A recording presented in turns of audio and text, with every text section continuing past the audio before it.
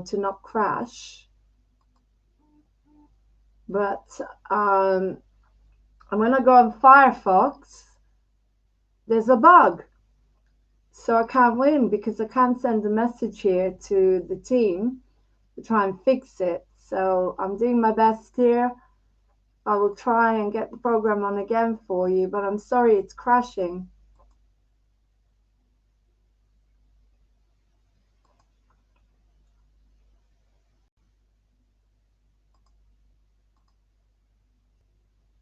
Doing my best.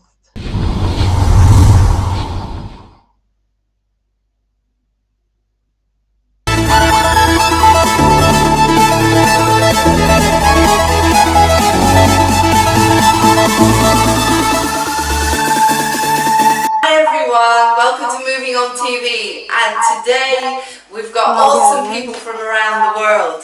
So welcome to Moving On TV.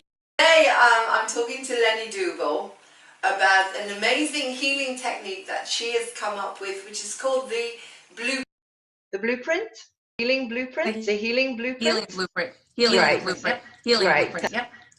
That's great. So Lenny, how are you today? I'm great. It's so nice. It's wonderful to have you here from Pennsylvania. That's right, isn't it? How's the weather? Yep. Good. It's kind of hot today. It's been pretty cool this last week, though, enough to where I could turn the air conditioner Okay. off. It's a little hot today. It's about 82. Not too bad. Okay. So we were talking before about how you received this amazing technique, which I've been using on my leg. And I must admit, I've been releasing the pain all the time. I mean, people have been seeing it on Facebook. I was in quite a lot of pain because I had an accident this time last year. I was in a wheelchair for 4 months and I didn't have an operation. So when I came out of the wheelchair, I decided I was going to heal the pain if it came without any medication, because that's how I am. And you saw that and you contacted me and you taught me the blueprint technique, which I've been using continuously. And my leg has been practically free of pain. And as soon as I got any pain, I used it. And within minutes, well, less than minutes, I was actually walking. And the whole time I was in the USA, I had no pain. And quite honestly, I don't really have pain, thanks to you. So I'm very, very grateful. And I want us to pass this message on to everyone. So a question that I have for you is, I know a lot of people that are in intense pain. I mean, really, really suffering from a lot of pain. And how would you get someone that's actually in intense pain, that it's hard for them to even sit and think that they could ask their pain in? How are you going to do it? Would you do that by steps, like slowly, slowly, gently, gently? Because quite honestly, my pain was not severe enough. And luckily, when I sit down, I could get rid of it. It was only when I was walking. So if I was walking, I would use this technique and then the pain would go. But what if you've got someone that is really, really an intense, horrendous pain? Because I know people like that. How can they use the technique, the blueprint? The best way to do it is that you need to work on it all day long. They just would need to welcome it and welcome it and welcome. It works on any pain, so it doesn't matter whether it's intense or a little bit. It works on either one. So the best thing to do is just build your belief up more and more by welcoming the pain all day long, by setting the sword and shield down first. And you just need to get past that belief wall, you know. And some people have a harder time, some people have a really easy time breaking through that wall. But either way, whether you're in intense pain or not, you just want to welcome the pain all day long. Welcome it, love it, thank it for the experiences that it has given you. It's basically just a process of doing it until it clicks. Okay, so basically, what you're doing is you're surrendering your pain. You're giving it up. You're saying you're putting your sword down. I presume that's because you're giving a message to the subconscious to say you're not going to fight. Is that right? Right, you're giving a message to the actual pain, Okay. or what, you know, welcoming it as opposed to reacting negative to it. The surrender does come into it, but it's more of like you're not attacking or against the pain. You're welcoming it into your body so that it can move through you as opposed to attaching to you. Okay, I do so have now sorry, with who has working with chemo. So she's in really? Oh, we have a woman right now that has working with chemo symptoms, and she's with it too, and is able to clear her chemo pain. So I consider that to be pretty intense, and I've been working with her. That's fantastic. That is such an amazing gift. Whenever I see people suffering physical pain, I just want to go over to them and I want to take it away. You know, we're healers, and you think, oh, I can lay my hands on them and help them. But it's really about taking responsibility for your own life and your own body and believing that you can do it. That's really what it is, isn't it? Everything's like that. So, because what you were saying as well is very interesting. I've been doing a lot of reading about pain because, like I say, I was suffering a lot and I've been reading a lot. And I think that 90% or 99% of it is because we tense up. We get frightened, we get angry. And so what you're doing by welcoming the pain in, it's like if you have a child that's misbehaving, you're giving them love.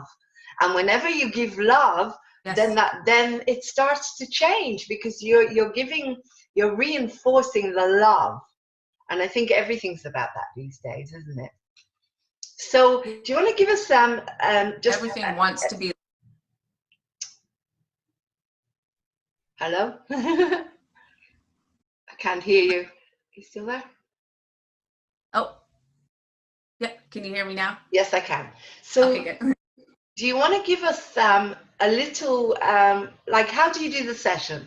Like, someone is watching now and they're in intense pain and they want to they say, right, that's it. I'm going to take control now of my body.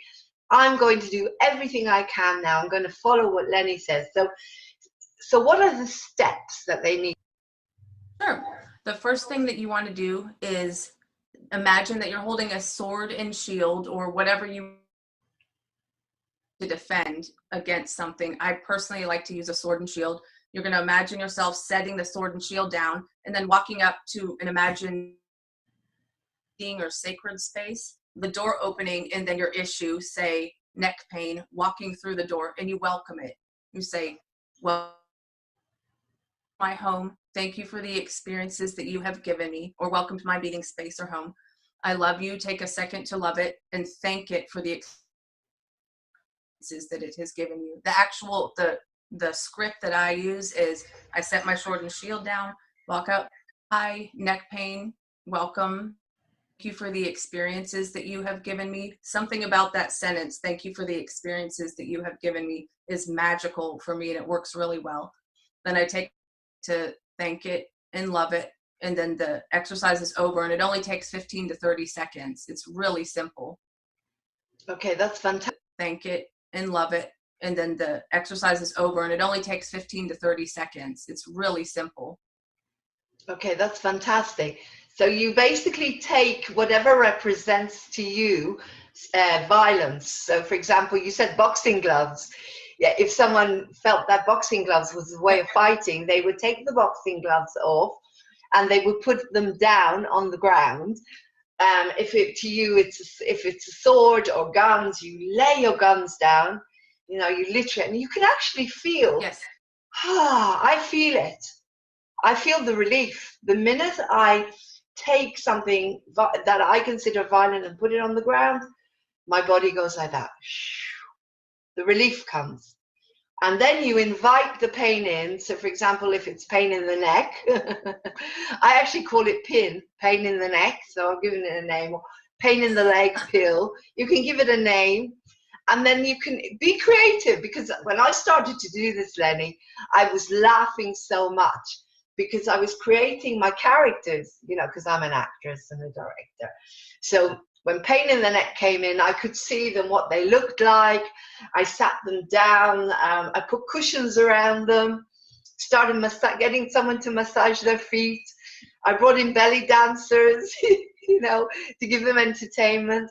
And I could feel that as I started to laugh, the pain started to disappear, because it's always the same. It's, as I said, if you go on the stage and you perform, I know people with MS and they can't walk, never mind run. But when they go on the stage to perform, they run from one side of the stage to the other. So it's really connecting to what we really are. You know, they call it mind over matter, but it's connecting to what we really are, isn't it? That's really what it is. But Yeah. you are very, very, very lucky and inspired to be able to be given this. Now, you were given this when you had a serious mold allergy. Do you want to tell us a little bit about that? Yes, and back in 2003, I got really sick and almost died, began to see spirit from the mold. And then in 2016, what happened was I spilled water in my room and it became mold. And then I breathed that in. And about a day into it, my guides came and said, do you want to heal from this, or do you want to suffer from it your entire life? And I said, sure. So they told me about the sword and shield, and they just kept saying, welcome to my body, mold, telling me to say that over and over again. And then it dissipated, and I could not believe it. And I was taking allergy pills too, and I was getting a really bad, like, weird feeling from those, and that dissipated too. Wow. So I stopped everything and cured the mold allergy just by doing that. So mold's kind of been my savior. Incredible, isn't it? It brings me all the lessons I need. Yeah. So when you say they came to you, are you clairvoyant? Did you see them? What did they look like? Because I'd be fascinated to know. I have two on my left side, two on my right side, and then several other guides they basically look like beautiful human beings. And they've been with me since 2003, but I wasn't able to connect with them to where I could hear what they were saying or write it down or channel it, whatever you want to call it.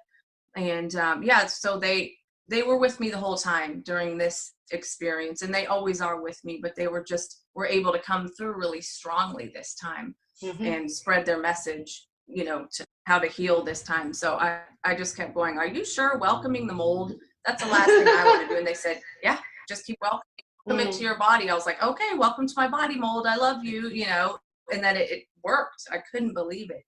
Well, the proof is in the pudding, guys. If you're just going to be watching Moving On TV, I'm talking to Lenny Dougal. Lenny Dougal is a healer, and she was given something called the blueprint, which helps to heal pain. And the proof is, as I say, the proof is in the pudding, because I am using it. I'm using it, and I have been able to release pain in my leg continuously through using it, which is incredible. We're going to take a quick little break now, as we've got to have a word from our sponsor and an advert, and then we'll come back and talk to Lenny a little bit more about this amazing blueprint and how you can use it in your day-to-day life. Thank you.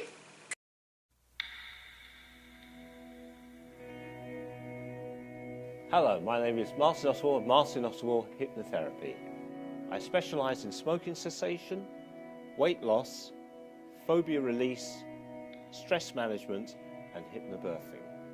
I can do a free assessment via the phone, via Skype or face-to-face at any time. So that's Martin Oswald of Martin Oswald Hypnotherapy. Looking forward to your call now. You can also find me on my Facebook page, which is Martin Oswald Hypnotherapy. And today I'm talking to Lenny Dougal, and we're talking about the amazing blueprint that was handed down to her in 2003. 2016, yeah. Lenny was given this technique in 2016, where she learned how to heal all of these different symptoms in your body. Now, you have to remember that Moving On TV, we don't tell you not to go to a doctor. On the contrary, Lenny actually works with people that are having chemotherapy, and you can use this in conjunction, which is so exciting, because there are people out there that they have serious conditions, but they need to know that they can still use these techniques, and obviously there's no contraindications. You're not actually taking anything into your body. You're just using what you really are, your consciousness and love. It's all about the power of love. So, you know, we're brought up when we have a pain, I know I was, to punish that part of the body and say, God, I can't stand this body. I want to get out of it. I've had enough. And you get to a point when you're suffering a lot with pain, like when I couldn't walk because I was already suffering so much. You don't want the body anymore. And that's how we're brought up. We're brought in such a negative way. But what Lenny is doing, and what a lot of, with all the spiritual work that we know does, it teaches us that we have to be in our bodies. We have to be grounded in our bodies. Yes. And love our bodies and be grateful that, you know, this flesh and bone is what gets me through it, what makes me experience life. So it's very interesting because we're both students of A Course in Miracles, and we work, I'm not a body, I'm free. For people who know what A Course in Miracles is, teachings of Jesus, but it's all about love. And we kind of, we're talking about this, where I don't feel there's an actual struggle with the affirmation, I'm not a body, I'm free.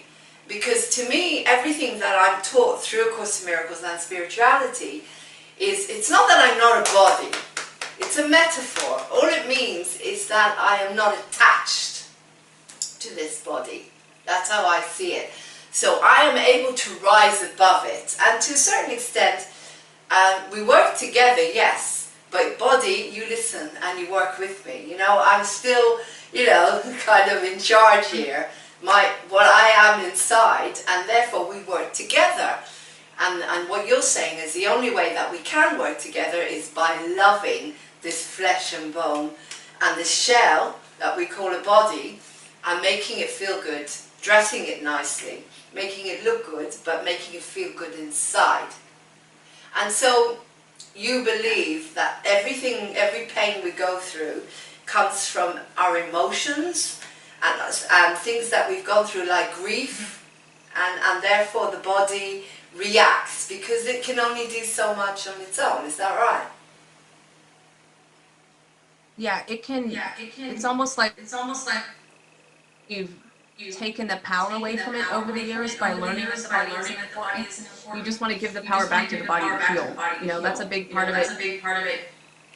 I've been watching this for about 10 years now, what sicknesses and what illnesses have been going on in my body, and they've always been from emotional or spiritual issues. Mm-hmm. And I do want to tackle that issue as well. Great.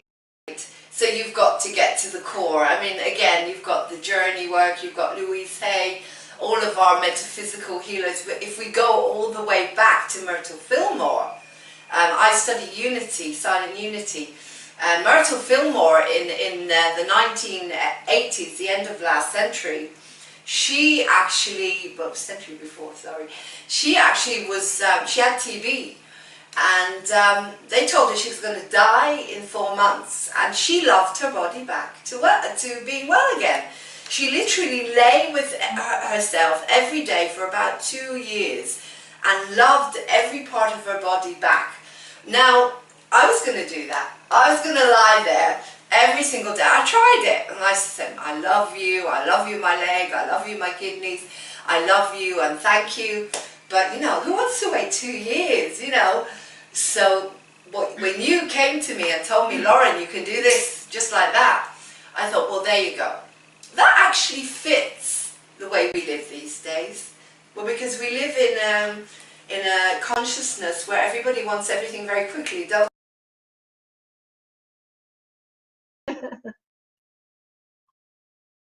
I know I do.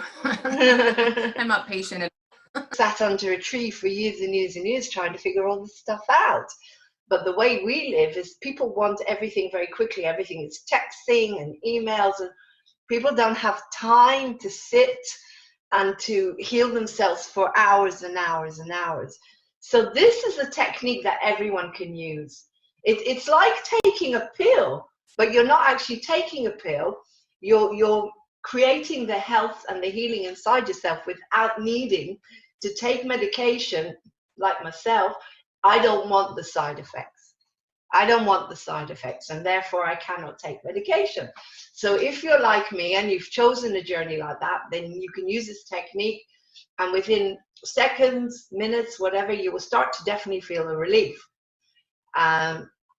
But you can also use it if you're on medication, and that's the beauty. So it's for everyone. It's for everyone, isn't it?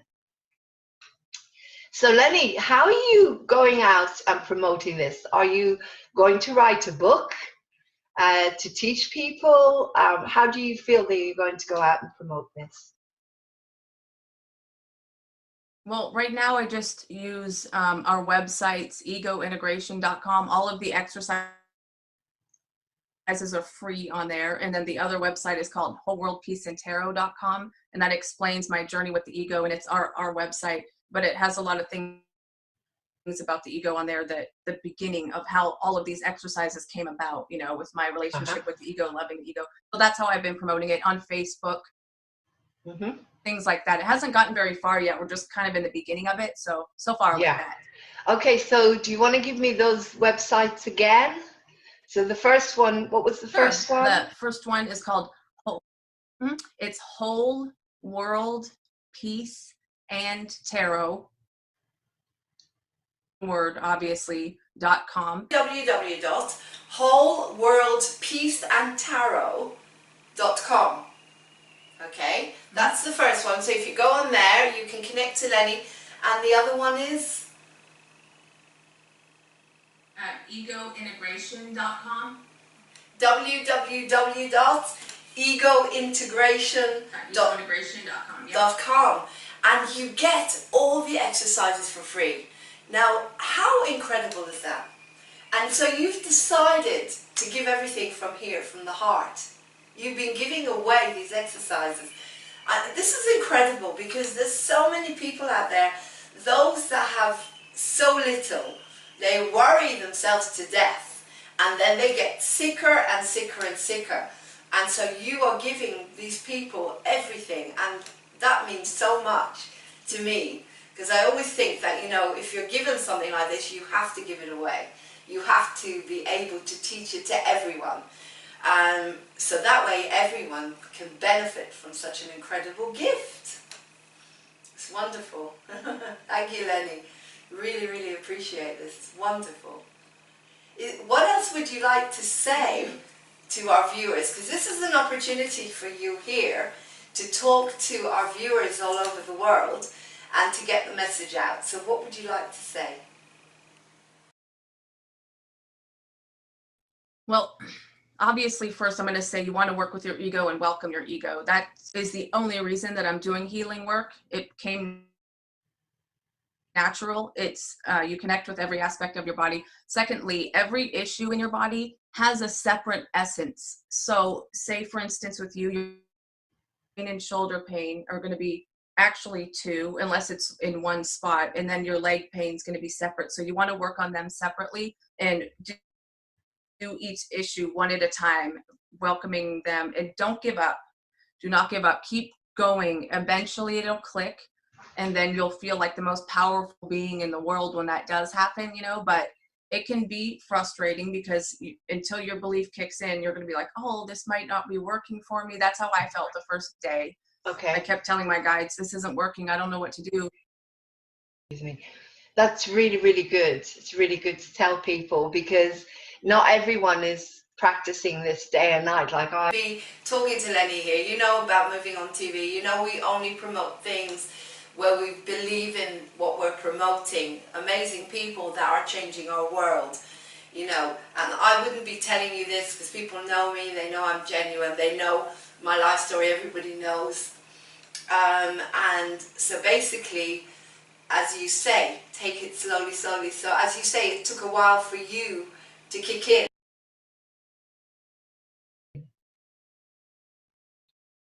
Yes. It took about an entire, I can't remember if it was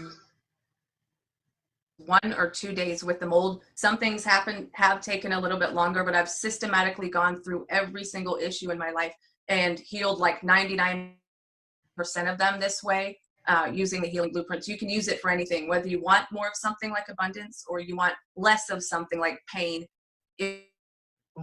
works the exact same way. You can plug literally any issue into this and work. Yeah, That's what it was designed for. My guide, we used to know how to heal, but humanity forgot, and this is just reminding people how to heal again. For example, we were talking about worries and fears and how that can actually cause insomnia.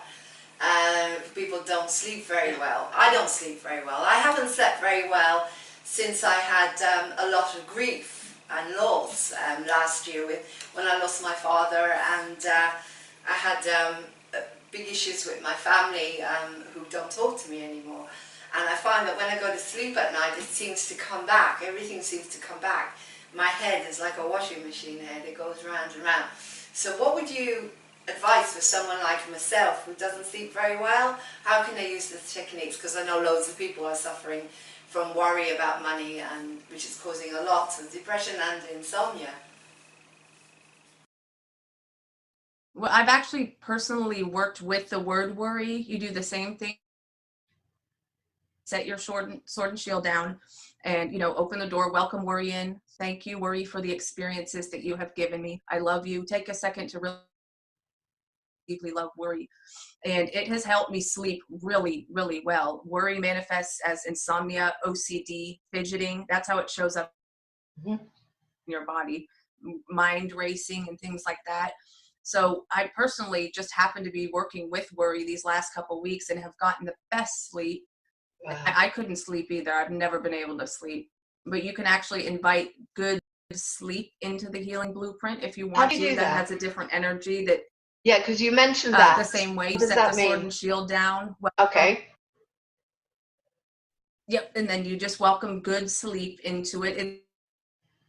Exact same formula every time. Welcome good sleep. Thank you for the experiences that you have given me. I love you. And allow the sleep energy to kind of. And you welcome in good sleep.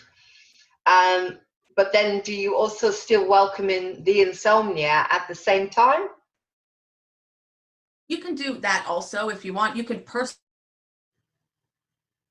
worked better for me because it tackled 2 or 3 different issues that were connected to worry, like insomnia, fidgeting, OCD, all that stuff that's connected to worry. But yes, you can absolutely just add insomnia to it if you want, instead of good sleep, whatever you want to do. It works for both.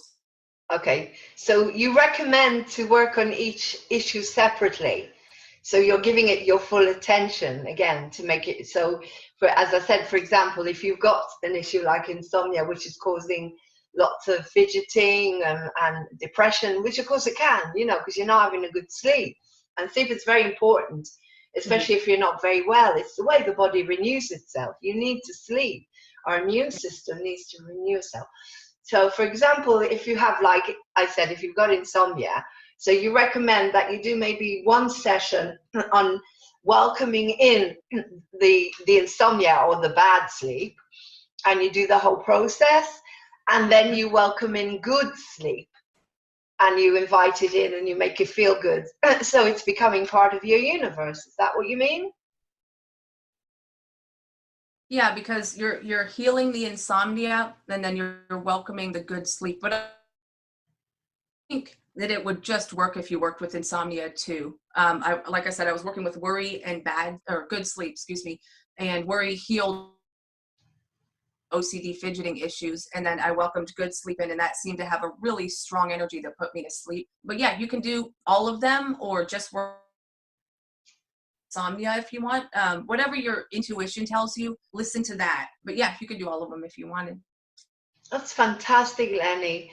Have you got anything else that people ask you? Do you get people contacting you, asking you questions, interesting things that you may want to share about this?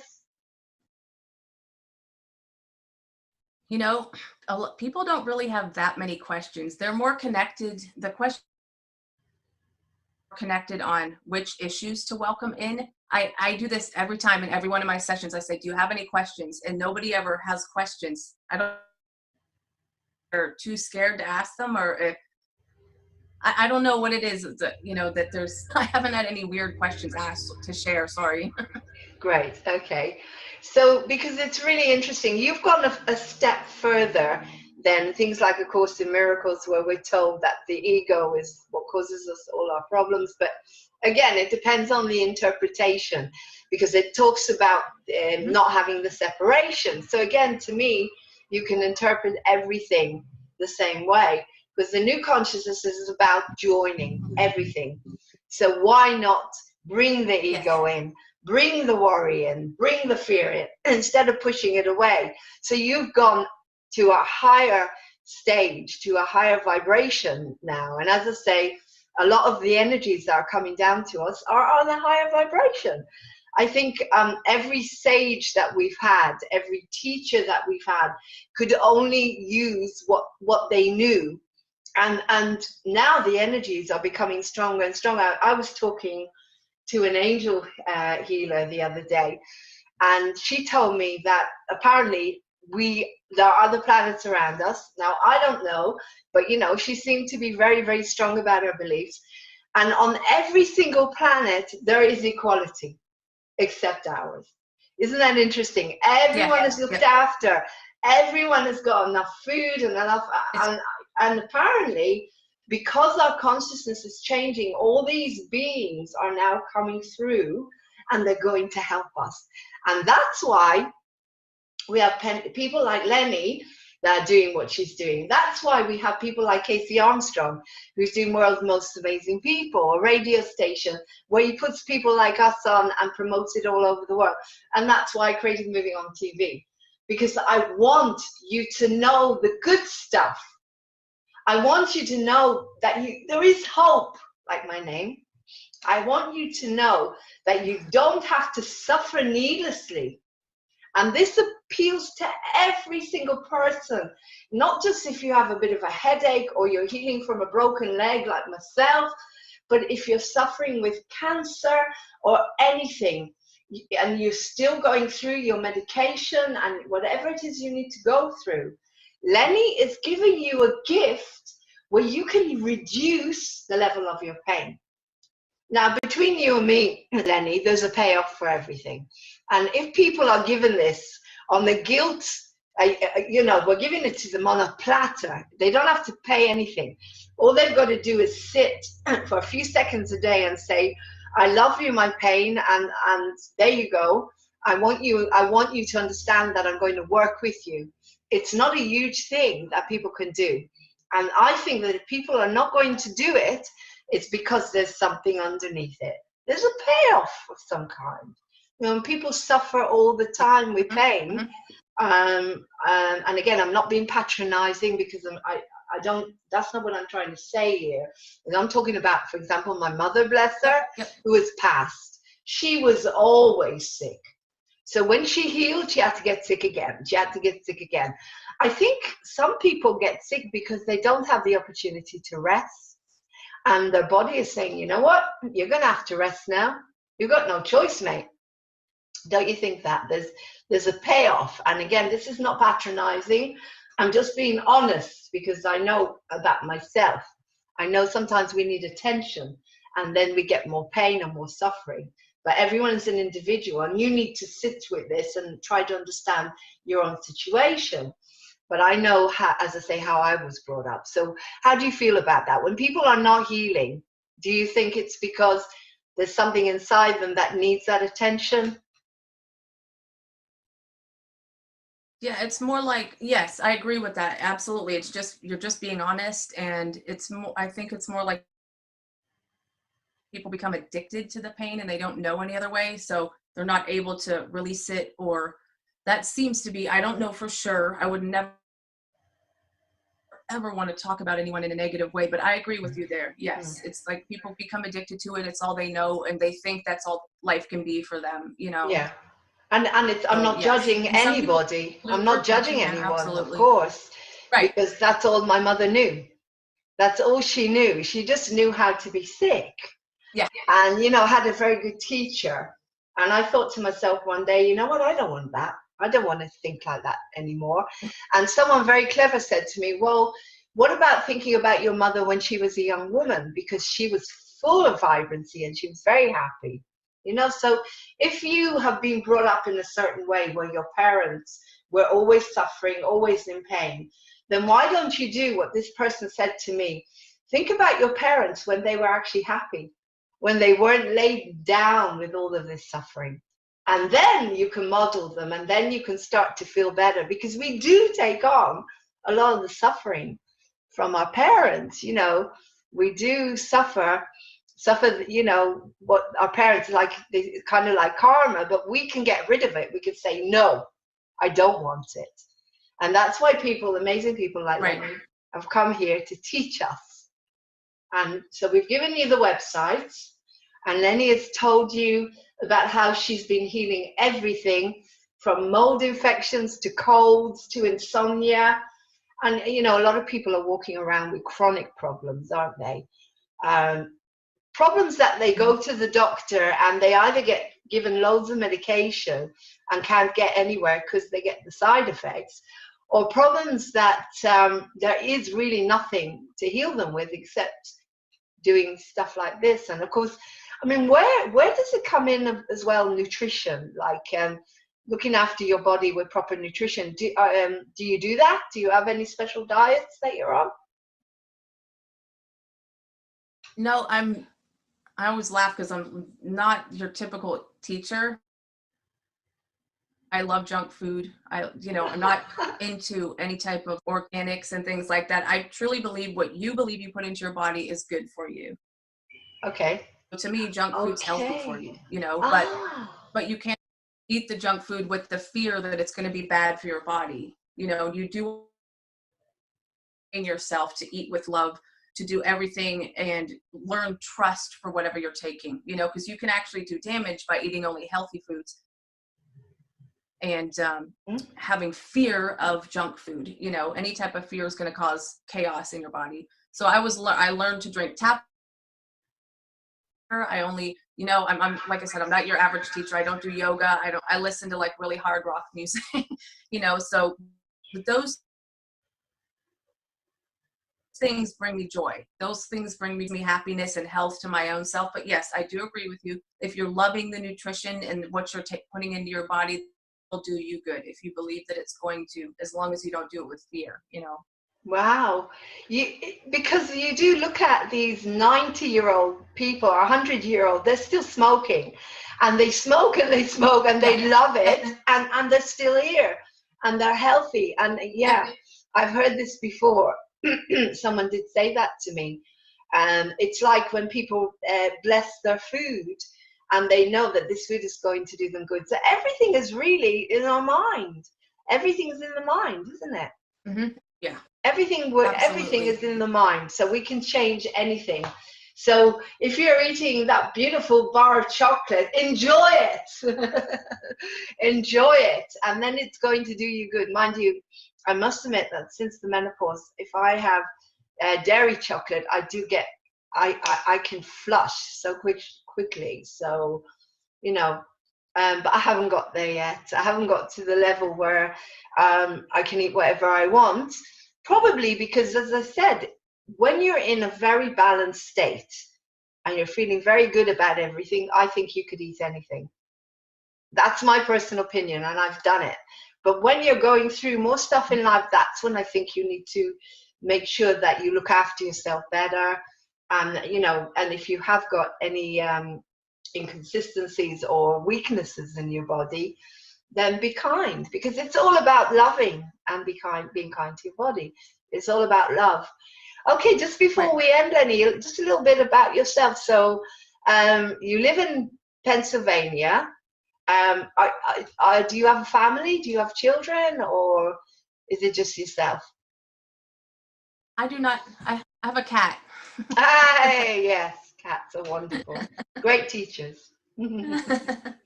And so you work as a healer? Is that your main job, working as a healer? Yes. Mm-hmm. That's fantastic. Now, that's fantastic. So just coming back again, so we've got the websites that I will put on so you can contact. Is there any other way we can contact you? Through Facebook or email, or is there any other way you'd like people to get in touch with you?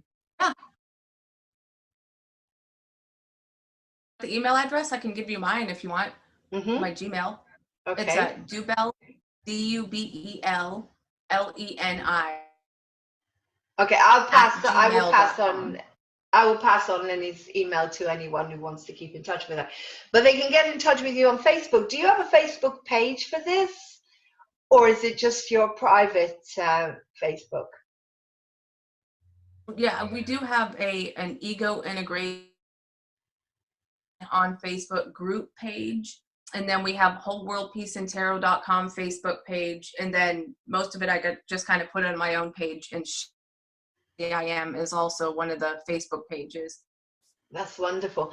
And just to finish, do you have any plans to train up any other people so they can actually go out and work with more people? Are you just going to do this the way you're doing? Are you going to do some official stuff as well with people? Official courses? Do you mean teaching others to do this? Yeah, more like training people up, like so that, because some people are funny, and if you say to them, I'm trained, then they're more likely to use the technique. Do you see what I mean? I mean, some people will be like me and they'll just go off and they'll do it. But then you get other people that want the certificates and they want to know, is this safe? And unfortunately, a lot of people in the world can be like that. So do you intend to create teachers? No, it's just to be realistic. I had this incredible vibrational therapist, and for years and years and years he worked with me and he healed me of everything, and then he got old and ended up having a stroke, and unfortunately he had never trained anyone properly to take over. So what do you feel? I mean, you've got this incredible technique, this incredible way of healing people and pain. Do you think that you will be training any teachers at all, or creating an academy of healing? Or I've always I've wanted to from the beginning. The integration itself, to be able to see spirit, the ego integration part, and then the energy work. I could train them, but I use my guides for that too. They tell me what to do, so they'd have to be able. Absolutely, that I would train them to do this. But the healing blueprint is more take that and do it on their own. There's no energy work involved in that. So yeah, I would love to train someone to do integrations. I've kind of been watching for the game to pass it along. Would be fabulous. So there you go. But anybody can do it. And that's the beauty of it. It's easy. Yeah. This is what I love about it's like Buddhism. Like people will go to Buddha and he would simplify everything. It's the breathing, it's your life experience. It's easy and anyone can do it. You don't need to learn all these symbols, with all due respect to Reiki and everything. You don't have to learn like years and years of symbols. You don't have to sit for hours and hours meditating. You can do this within seconds. And I invite you to do it. The quick fix while you're sitting there on the train, on the way to work, and you've got a headache, close your eyes, surrender, bring the headache in, and see how you feel. See how you feel. Keep doing it. So, I do it over the day, quite a lot. And it's okay to do that, to keep doing it over. I presume you need to drink water because you're detoxifying. I presume, when you're healing, you have to drink more water and rest more and take care of yourself. Because could you have a detox from this in some way if you did it for too long? Could you have a detox, did you ask? Yeah. Where sometimes things get worse before they get better. As we know this happens, if we're working with healing, it does happen. Does it happen with this technique? The only thing I've had detox with is when I work on people energetically and they have energy. Sometimes for a few hours there will be an energy detox, but not with the healing blueprint. Not at all. Not at all. So you can do the healing blueprint, as I say, while you're watching television. You pause for or even while you're watching. I've done it. Just close your eyes, say, hey, I'm laying down my guns. There you go, leg. come on in, have a cup of tea. We talked about that. Have a cup of chamomile or have a glass of champagne and make it fun. Cut. Sorry, I'm going through a bit of bronco stuff at the moment. Okay. It's okay. Make it fun, guys. Make it fun because you are creative beings. And as soon as you bring in the laughter and the fun, you feel that your depression will start to lift a little bit. Your pain will start to go down a little bit. And just be happy and do what you love, because this is what we're doing. We're making the body happy. We're bringing the joy back into the body, because when that happens, your blood can flow. And everything relaxes. It's the same as Louise Hay says about people that have serious blood disorders or heart disorders. The joy is missing in the body. So it's nothing new, is it, Lenny? You've just come up with something simple and easy, which fits 2017, and it fits us. It fits us in this century when we want everything boom, boom, boom, boom, boom, click, click, click, click, click. So thank you so much, Lenny. It's been a pleasure having you here. Thank you. And I'm going to go off and I'm going to practice the sleep one. And I'm going to try and get this done as soon as I can, get it up so everybody can watch it. And then we can, hopefully help a lot more people around the world. Do you have any plans to come to England at all? Not anytime soon. Nope. Not soon. What's your cat's name, by the way? Marley. She's named after Bob Marley.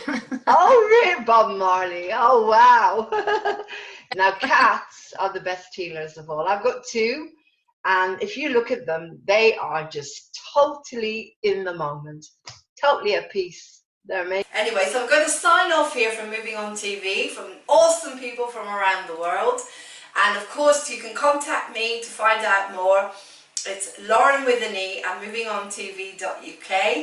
And if you want to come on and talk about anything that is helping the world in any way, because you are all unique and everyone has a right to their story. If you live in England or if you're in the area, pop in. There's Moving On TV, this is the studio. And if you're on Zoom, if you're anywhere in the world, then we can now interview you. It's so exciting. So lots of love and blessings, and thank you so much, Lenny. Thank you, everyone. Namaste. Have a beautiful day wherever you are, and I'm looking forward to everyone healing themselves within seconds, minutes, by using the wonderful blueprint. So you take care, and if you have any questions for Lenny, please email me at laurenwithane@movingontv.uk and I'll pass them on, and maybe we'll bring her back at some point and do another show where she can answer your questions, because it's just so amazing to have you here, Lenny. So thank you very much. Signing off from Moving On TV. Namaste. Take care, everyone. Have a beautiful day and stay well and joyful.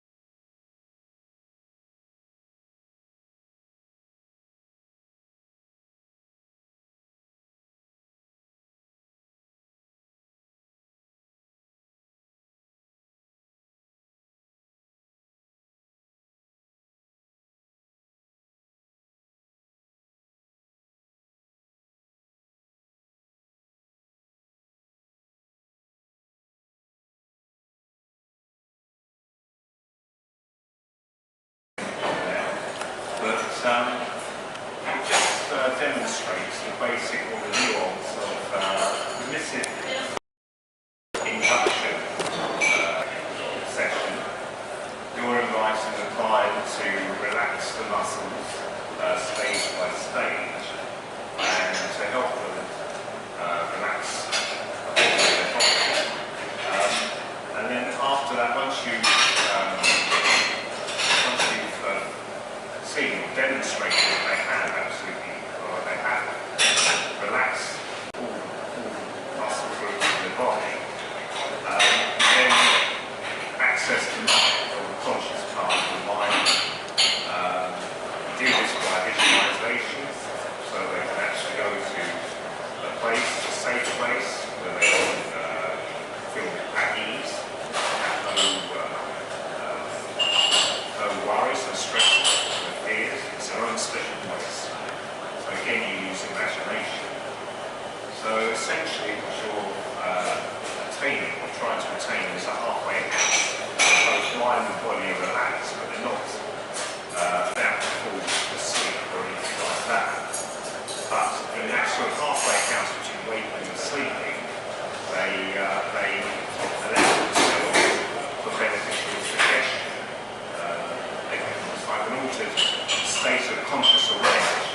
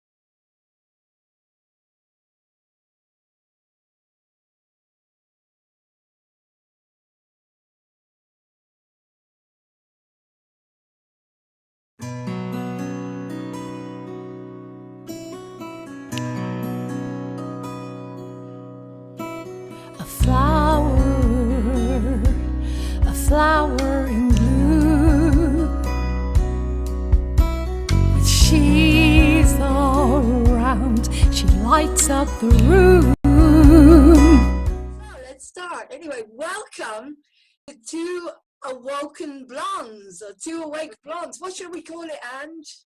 Two awake blondes. Two Awake Blondes sounds great.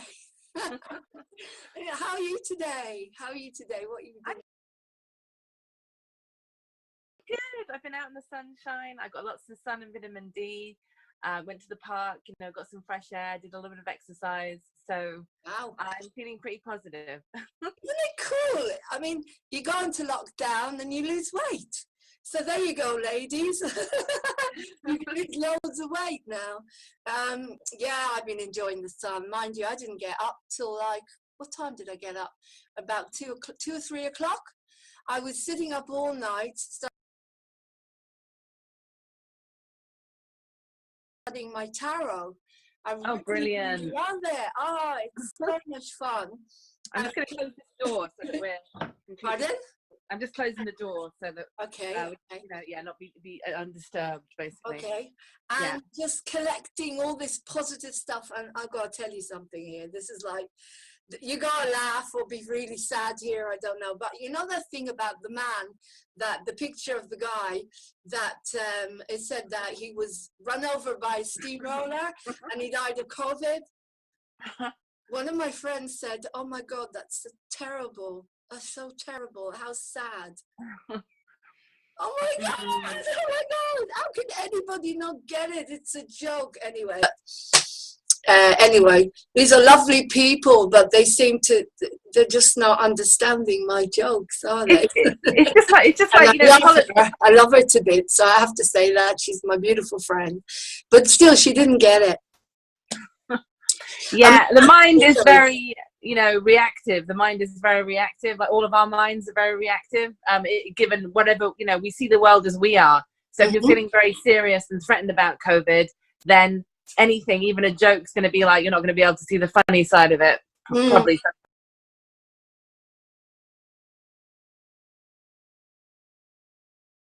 Along those lines, Yeah.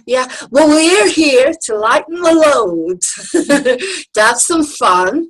And today we've got a big interview coming up with Paul Boggy Brighton.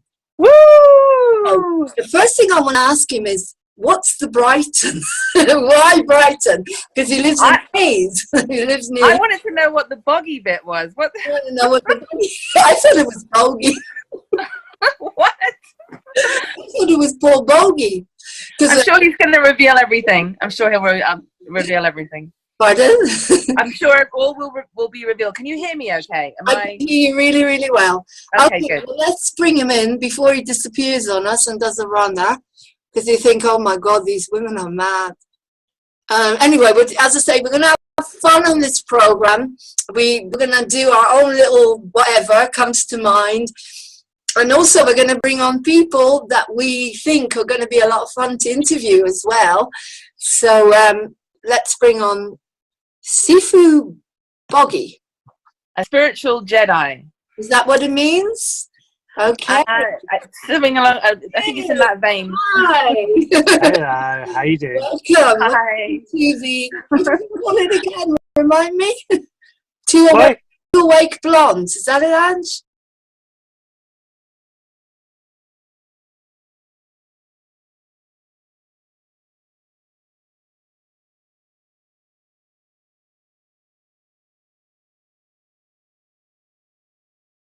Yep. Two Awake Blondes. Anyway, I've decided I'm getting rid of my glasses because I'm trying to train my eyes back to the way they were before I wore them. But you got to forgive me, this is a little bit of a security blanket. I've got them on my head here. Anyway, it's beautiful to have you here on this gorgeous, gorgeous sunny day. And if it's okay, I just want to just start by asking you, first of all, what kind of day have you had today? It was a normal day for me, really. Well, normal day off day for me because I'm still working. I'm actually a essential worker, so I'm still working. But today, so I've just done some qigong, done some stuff for.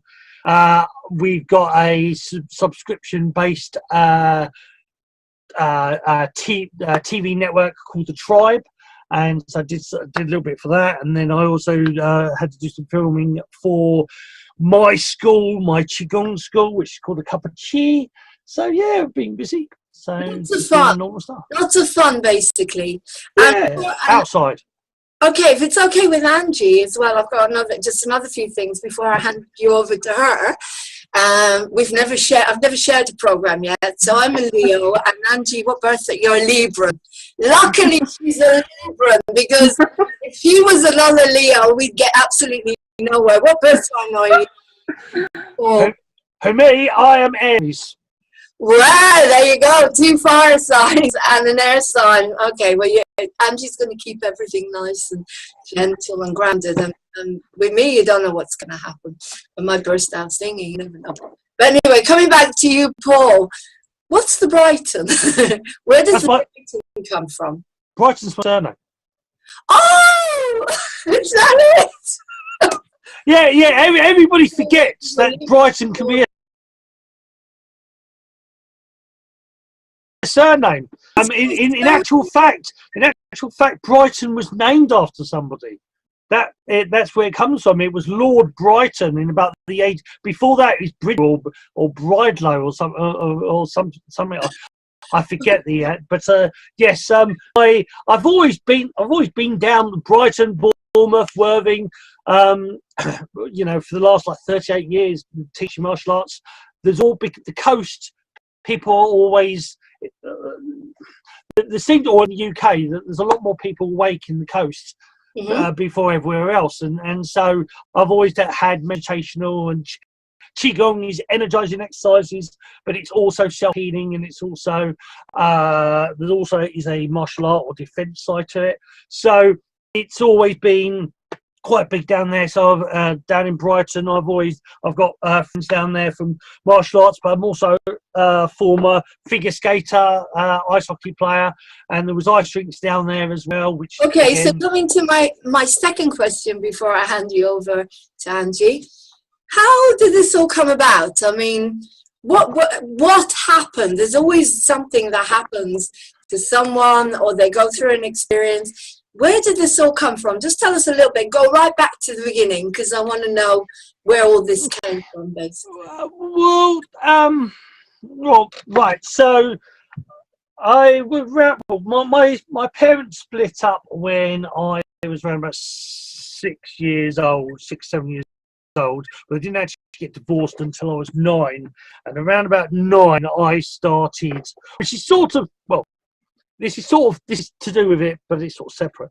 Is that I started having these dreams of past life stuff, and I started having all this information, sort of remembering that this is my first time round. But I was smart enough to know, or my mum was always a little bit about hypochondriac, and always, you know, if you coughed, you're going to die, you got tuberculosis, or there's something major. So I knew to keep this sort of stuff to myself, because people around me is like, this was 19, so that was 1979.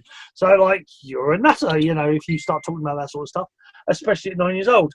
And I was bullied for being different anyway as a kid, and so round about 11 years old, I started doing a martial art called Kiksa. Well, at the time it was called Katini.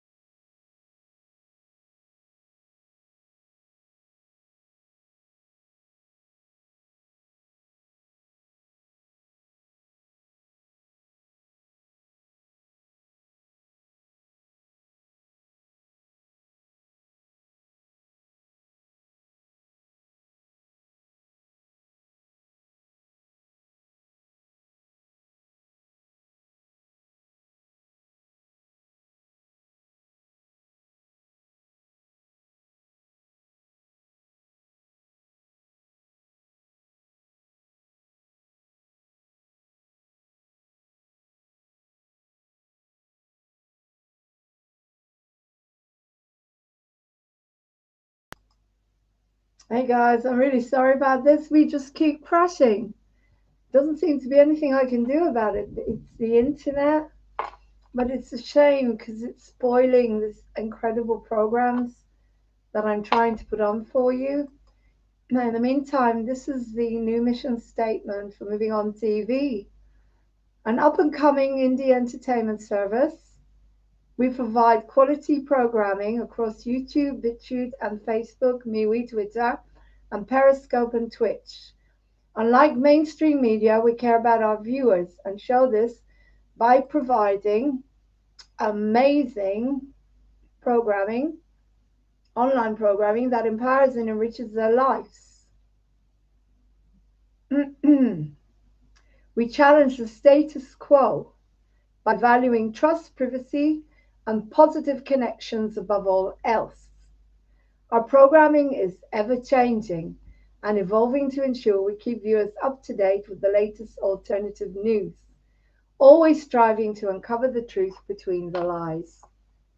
As I say, I'm really sorry that it keeps freezing all the time or jumping in and out, but this is something to do with the internet. There's not much I can do with it. This is the Wi-Fi and the streaming I'm using. I will try and get something on for you now that maybe will actually not jump out. Let's try some Falun Dafa. Let's do some Falun Dafa.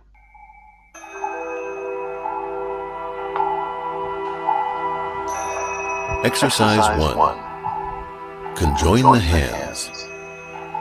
Maitreya stretching his back. Stretch. Tathagata pouring energy into the top of his head. Press the hands together. Turn the hands as if holding a ball. Hands pointing to heaven and earth. Stretch. Relax. Press the hands together.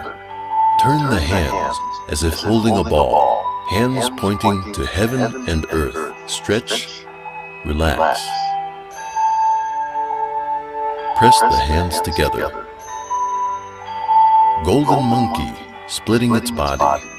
Stretch. Relax. Press the hands together.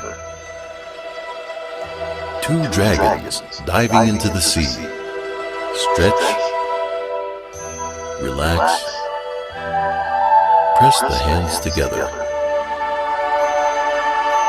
Bodhisattva touching the lotus. Stretch. Relax. Press the hands together. Arhat carrying a mountain on his back. Stretch. Relax. Press the hands together. Vajra toppling a mountain. Stretch. Relax. Press the hands together. Overlap the hands in front of the lower abdomen.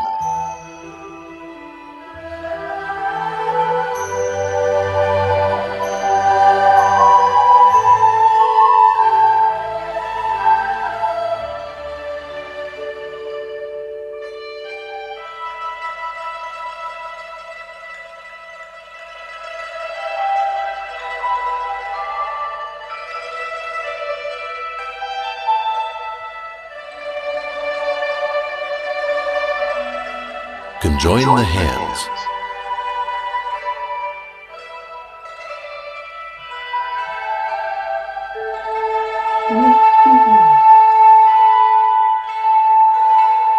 Exercise 2. Conjoin the hands.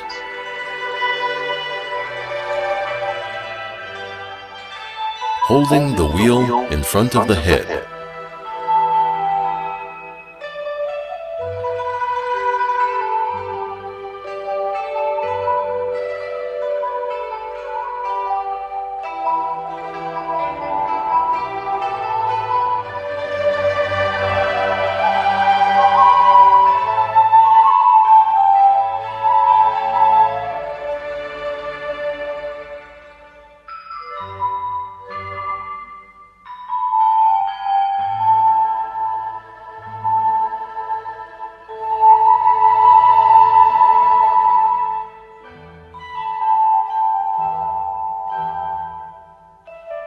holding the wheel in front of the lower abdomen.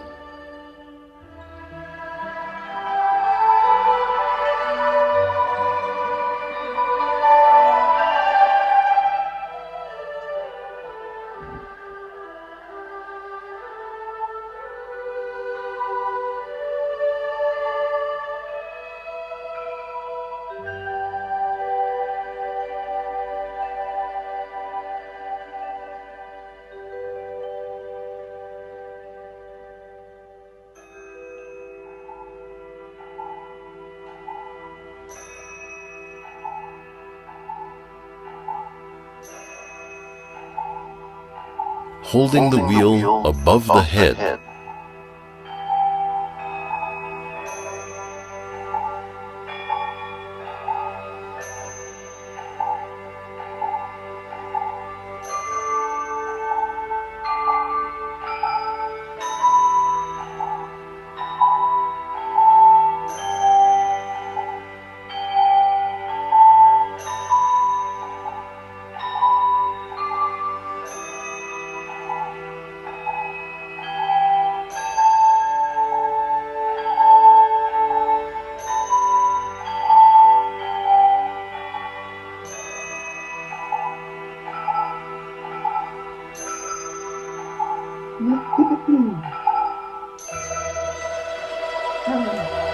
Holding the wheel on both sides of the head.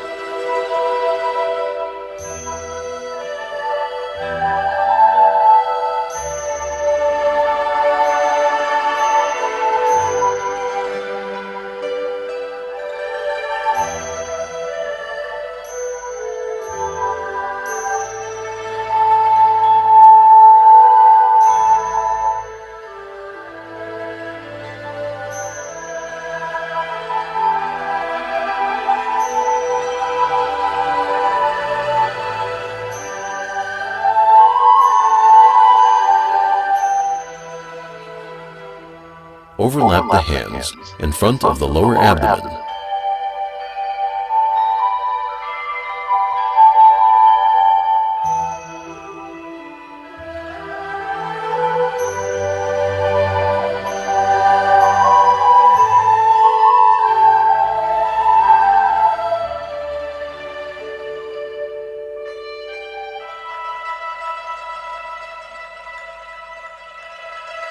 Conjoin the hands.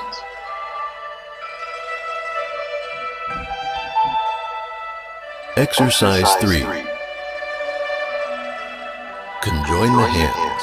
Males will first move the left hand upwards. Females will first move the right hand upwards. Press the hands together. Up, down. Up, down.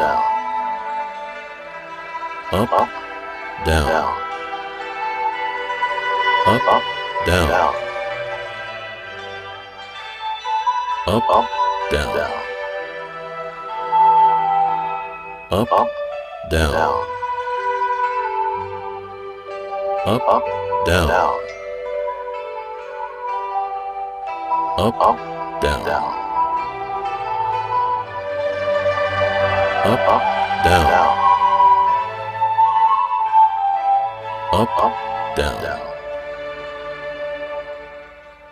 Up, down.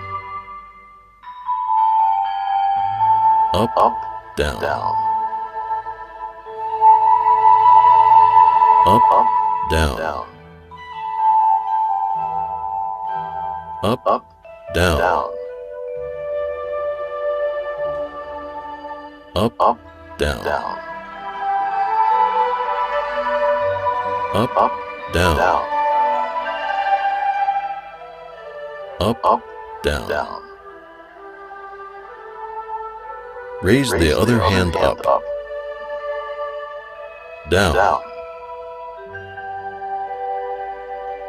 Up. Down. Up.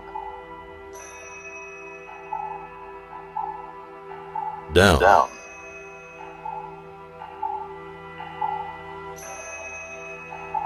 Up. down,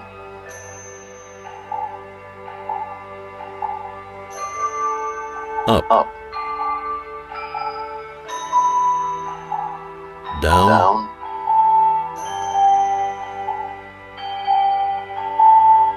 up,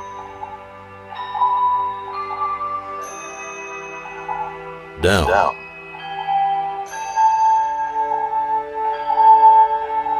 up, down, up, down, up, down, up,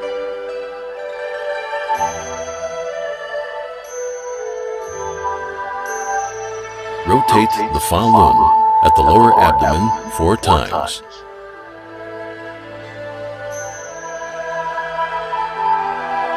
Conjoin the hands.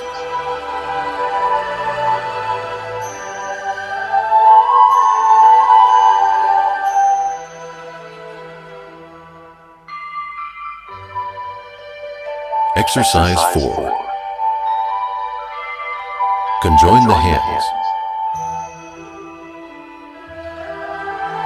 Press the hands together. Move downward, following the energy mechanism.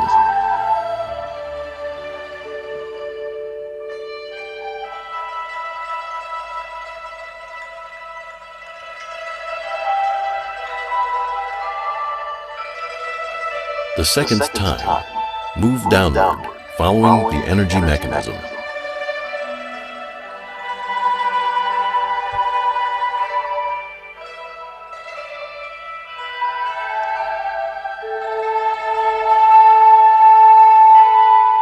The third time, move downward, following the energy mechanism.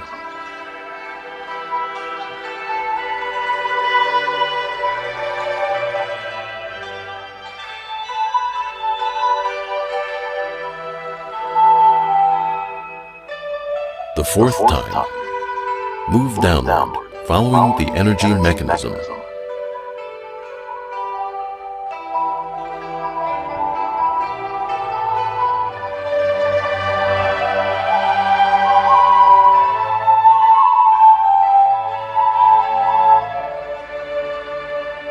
The fifth time, move downward, following the energy mechanism.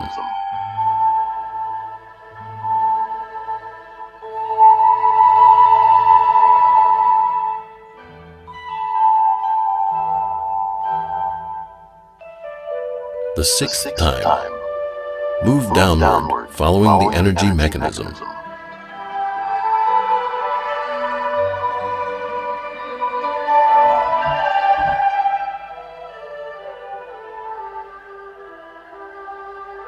The seventh time, move downward, following the energy mechanism.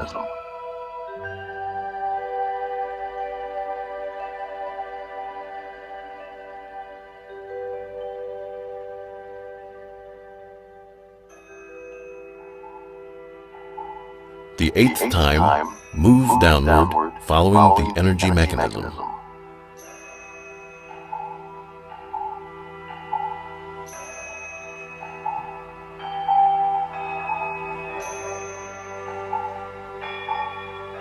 The ninth time, move downward, following the energy mechanism.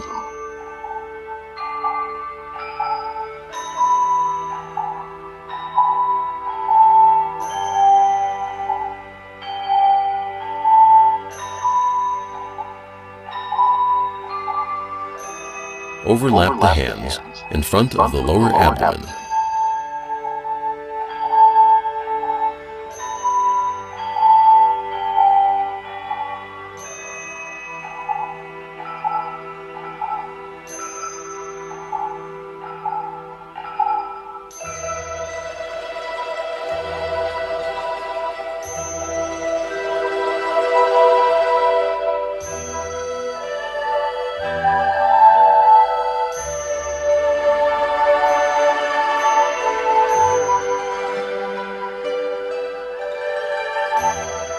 Conjoin the hands.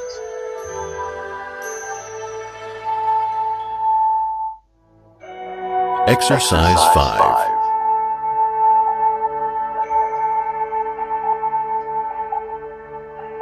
Now let's start the practice.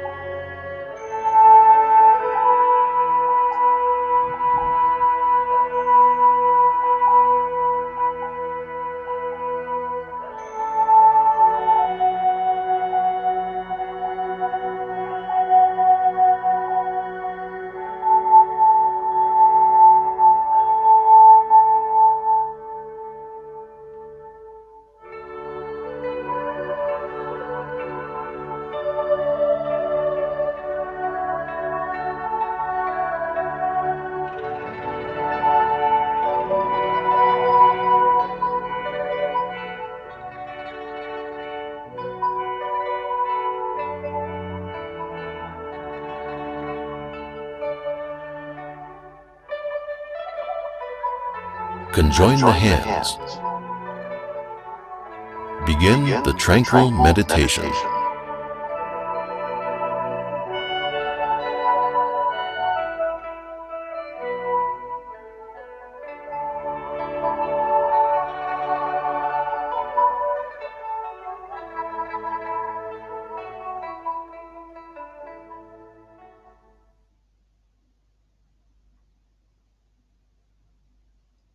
Isn't that beautiful?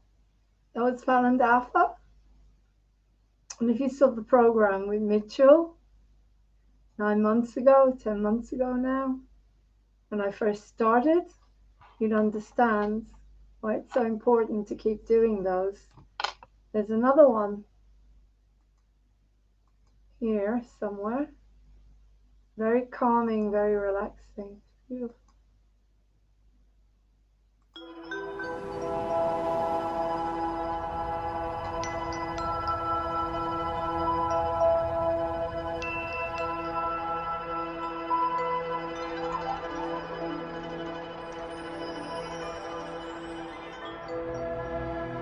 Falun Dafa, also known as Falun Gong, is an advanced self-cultivation practice that improves mental and physical wellness through physical exercises and the development of one's character.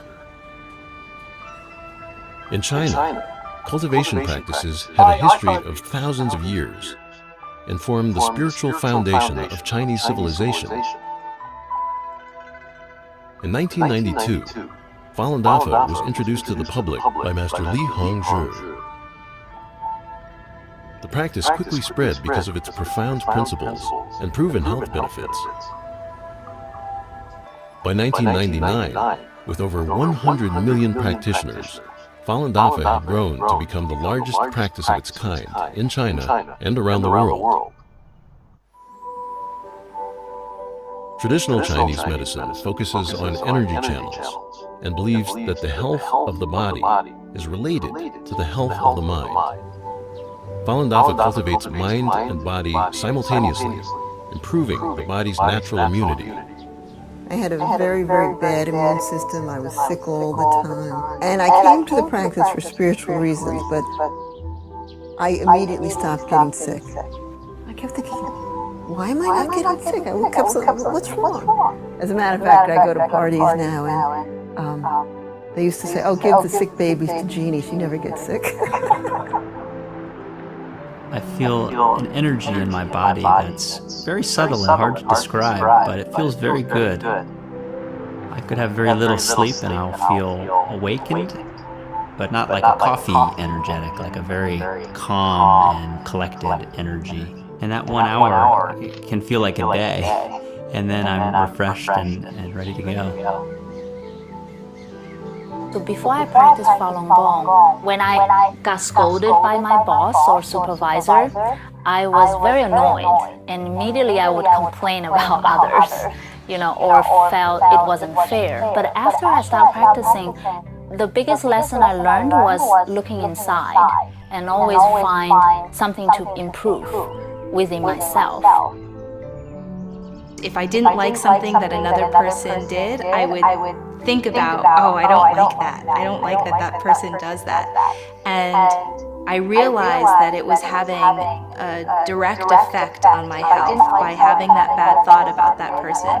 And as soon as I realized that, I changed my thinking so that I wouldn't think about what things I didn't like or liked about other people, and more just how I should be responsible to being a good person and controlling my thinking and quieting my thinking. And then the headaches went away. The first time I heard about Falun Dafa was actually when I was 12 years old. At the time, I was going through a rebellious stage. I barely talked to my parents. I come home, slam the door. Meditation taught me to look within. I started talking to my parents more. I started respecting them more. So my mother was very happy because, it's like she got her son back. In 1983, I was diagnosed with muscular dystrophy, which is incurable in Western and Eastern medicine. In February 1998, a friend from China wrote me a letter. She told me that Falun Dafa is a true practice that can improve people's morals as well as physical health. So I began to practice Falun Gong. In 3 months, I totally recovered. At the core of Falun Dafa are the values of truthfulness, compassion, and forbearance. Falun Dafa teaches that these are the supreme qualities of the universe and takes them to be a guide for daily life and practice. Well, when I was little, I would stare, at night, just sit on my bed and look at the stars and think, why were you here in the first place? Why do you even exist? And most of all, where do you come from? First time I read John Falun, the book on Falun Dafa, I felt a lot of those questions were just immediately answered. I think the best benefit is the peace of mind. I have incredible peace of mind. My family certainly has benefited. My husband said to me within a month I was much easier to live with. Applying truthfulness, compassion, and tolerance to my daily life is the greatest challenge of my life, actually. You would think it's so simple, but, therein lies the challenge. But everybody else around you feels it, because you become lighter, you smile a lot more, and you become much more genuine. It was like I was always searching for something, and it's so easy to think that what we're searching for is outside, whether it's money or clothes or beauty or whatever. And Falun Dafa just provided me with an inner peace that I just feel like whatever happens around me, I'm fine. Like I have these values and principles that I can follow. It's just like a sense of, not security, but inner security and sense of peace, which I didn't have before.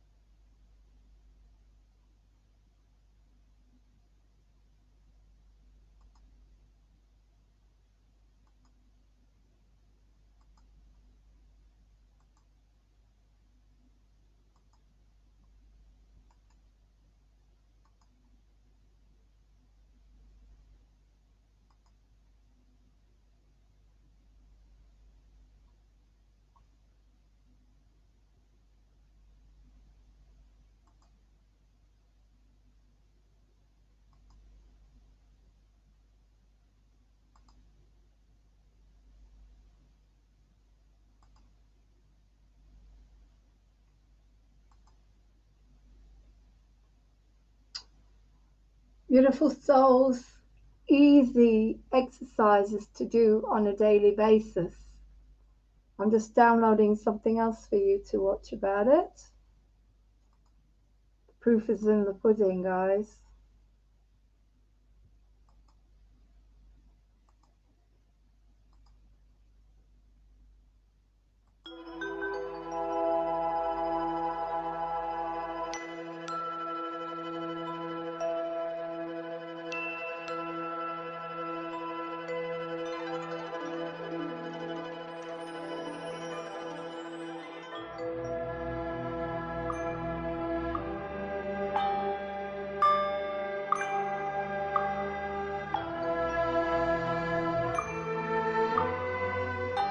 Falun Dafa, also known as Falun Gong, is a spiritual practice embraced by people around the world.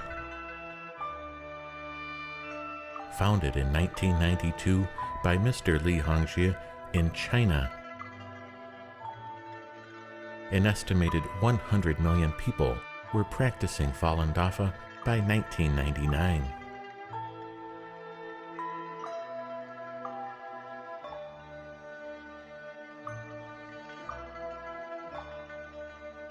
Rooted in Buddhist tradition, it consists of two main components: self-improvement through the study of teachings, and a set of 5 gentle exercises.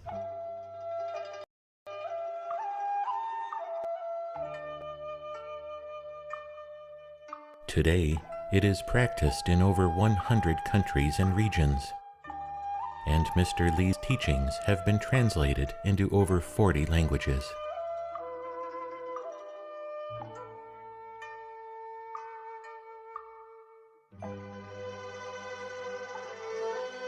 The belief system of Falun Dafa offers the possibility of spiritual growth through disciplined practice. Often known as cultivation, such practices form an integral part of traditional Chinese culture.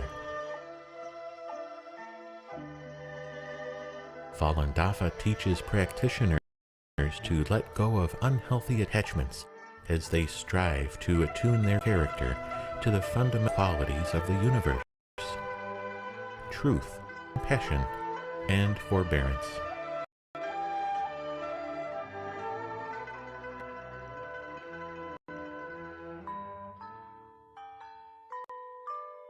The 5 exercises of Falun Dafa consist of 4 standing exercises and a meditation. They are simple to learn and highly flexible to individual schedules.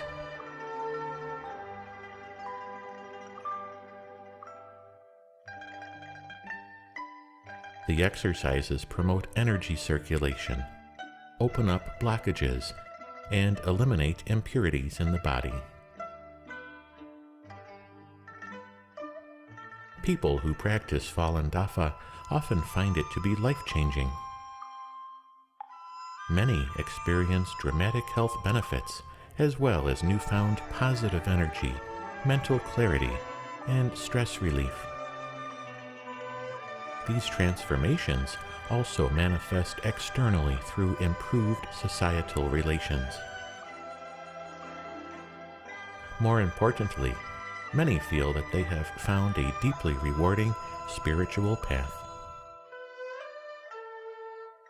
Falun Dafa is taught free of charge and is open to all.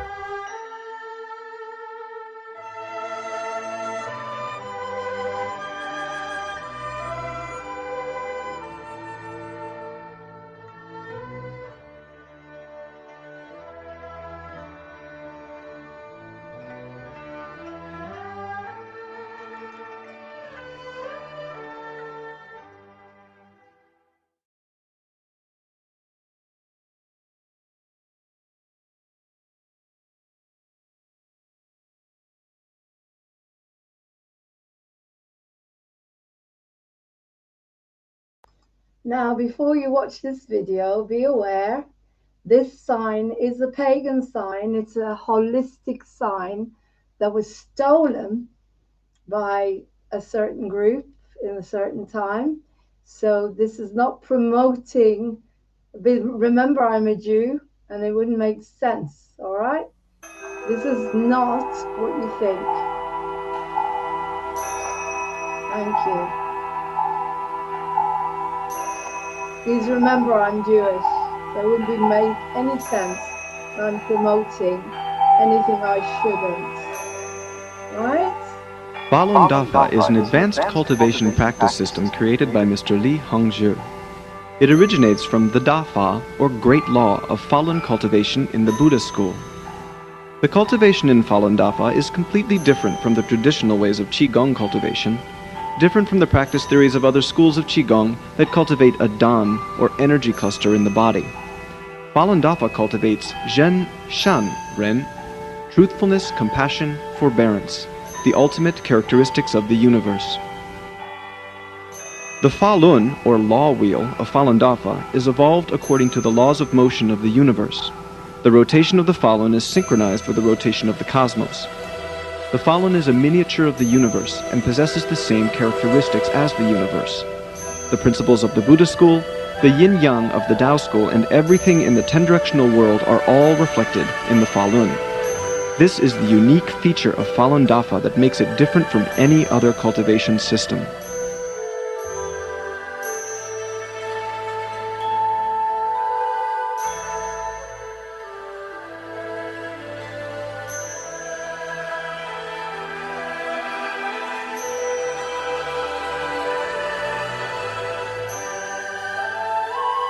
The universe is rotating.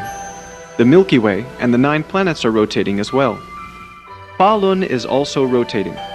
When rotating clockwise, the Falun that Master has planted at the lower abdomen area automatically absorbs and transforms energy from the universe and helps a practitioner to practice. When rotating counterclockwise, the Falun emits energy. It can rectify one's abnormal conditions and offer salvation to all beings. This is called salvation for oneself and for others.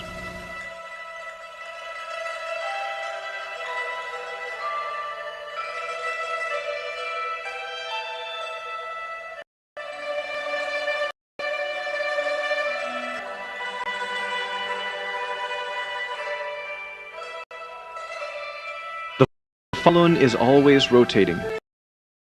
On all conditions, the Falun according to its own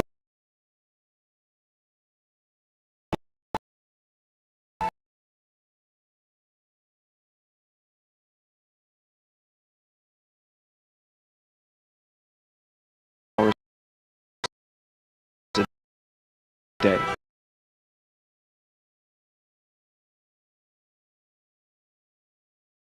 Constantly cultivating Him.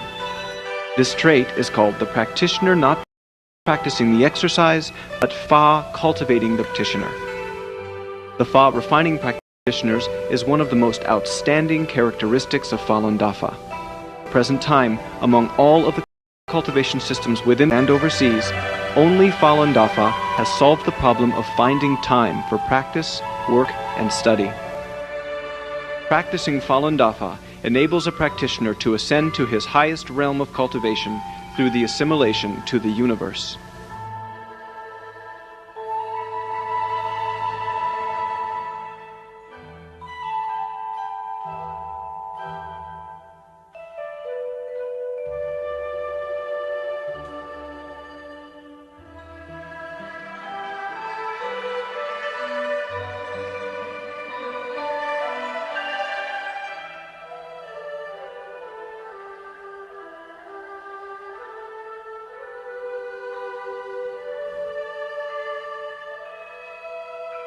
Exercise 1.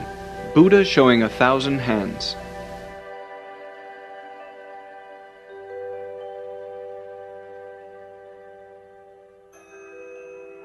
Buddha showing 1,000 hands is the first set of Falun Dafa exercises. The basis of this exercise is stretching to open up all of the energy channels. After practicing this exercise, beginners can quickly gain energy and experienced practitioners can quickly improve. Even from the very beginning, this exercise can enable practitioners to practice at a very high level and to have all of their energy channels open up very quickly. The movements of this exercise are quite simple. The Great Way, as a rule, is simple and easy to learn. Although the movements are simple, they control on the macro level many things evolved by the entire cultivation way. When learning and practicing Buddha showing 1,000 hands, one's body will feel warm and will experience a unique sensation of there being a very strong energy field. This is caused by stretching and opening all the energy channels in the entire body. Its purpose is to break through areas where the energy is blocked, to enable energy to circulate freely and smoothly, and transfer the energy within the body under the skin, circulating it vigorously, and to absorb a great amount of the energy from the universe. At the same time, it enables practitioners to very quickly enter the state of having a Qigong energy field. This exercise is practiced as the foundational exercise of Falun Dafa and is usually done first. It is one of the methods to strengthen cultivation practice. It is preferable to repeat it 3 times consecutively. "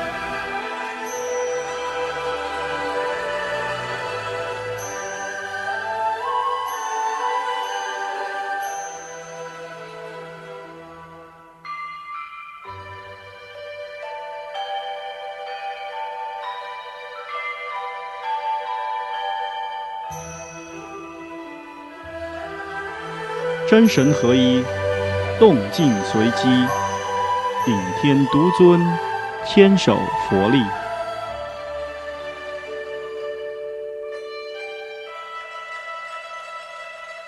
Now let's watch Master Li teach Buddha showing 1,000 hands. Preparation. Stand naturally, with the feet shoulder-width apart. Keep the whole body relaxed, but not too loose. Bend both legs slightly. Keep the knees and the hips relaxed. Hold the lower jaw in slightly. The tip of the tongue touches the upper palate. Leave a little space between the teeth. Close the lips and gently shut the eyes. Maintain a serene expression on the face. Both hands are in the lotus palm and move to follow along the Qi Ji, or energy mechanisms. This preparation is the same for the other standing exercises. Jie Yin. Raise both hands, keeping the palms facing up. The thumb tips slightly touch each other. Join the other 4 fingers and overlap them on top of each other. For males, the left hand is on top. For females, the right hand is on top, forming an oval shape that is held in the area of the lower abdomen. Keep both upper arms slightly forward with the elbows suspended so the underarms are open. During the exercises, the hands are no more than 10 centimeters or 4 inches from the body.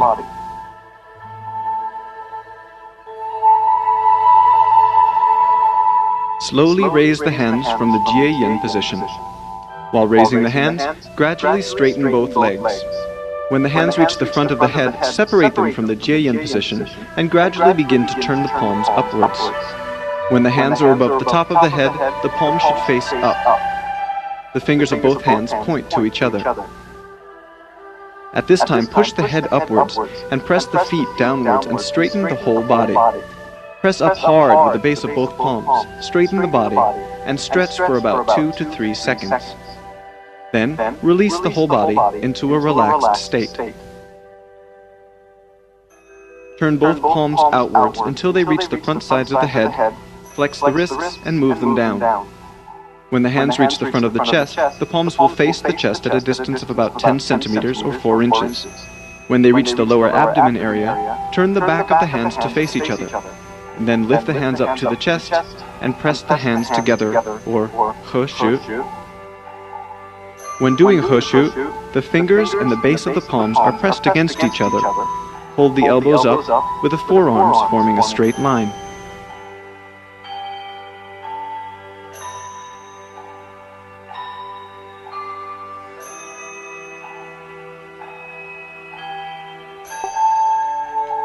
Separate the hands as if holding a ball and turn them in opposite directions. Males, turn the left hand towards the chest. Females turn the right hand towards the chest, so that the left hand is on top for the male and the right hand is on top for the female. Then, extend the elbow and arm diagonally upwards. The palm faces down and is slightly higher than the head. For males, the right hand. For For females, the left hand will still be at the chest with the palm facing up.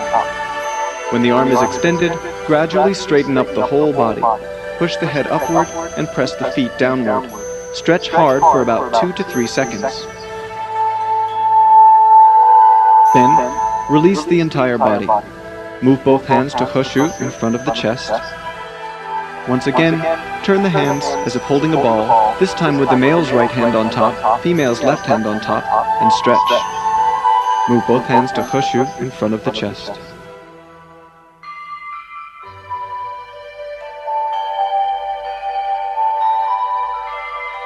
From Heshu, extend both arms towards the sides of the body, forming a straight line with the shoulders.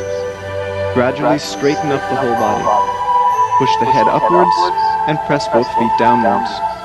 Stretch both arms for about 2 to 3 seconds.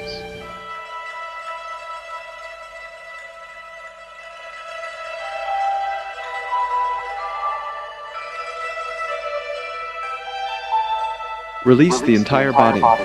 Move the hands to Heshu in front of the chest.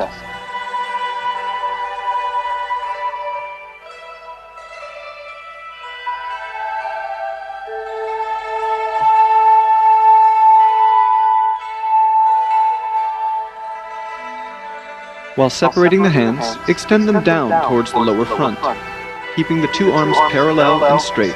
The angle between the arms and the body is about 30 degrees. Straighten up the whole body, push the head upwards and press the feet downwards. Stretch hard for about 2 to 3 seconds.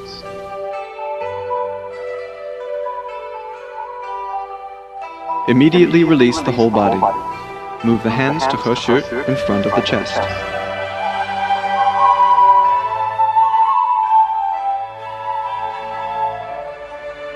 While separating both hands from the Heshu position, move them diagonally to the sides of the body. Extend the arms, forming an angle of about 30 degrees with the body. At this point, push the head upwards and press the feet downwards. Stretch hard for about 2 to 3 seconds.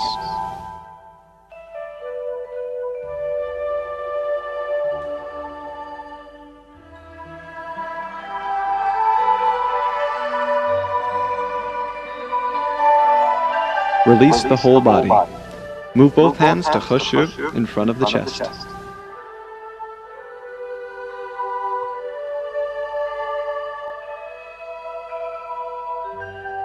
While separating the hands from the Heshu position, extend them to the back of the body, with both palms facing back. When the arms reach behind the body, straighten up the whole body. Push the head upwards and press the feet downwards. Stretch hard for about 2 to 3 seconds.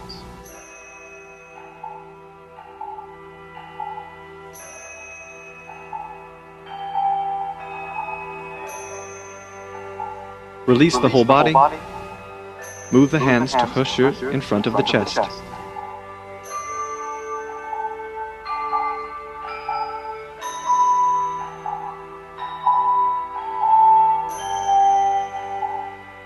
While separating the hands from the Heshu position, push forwards with the palms. The fingers point up. The arms and shoulders are at the same level. When the arms are extended, push the head upwards and press the feet downwards. Stretch hard for about 2 to 3 seconds.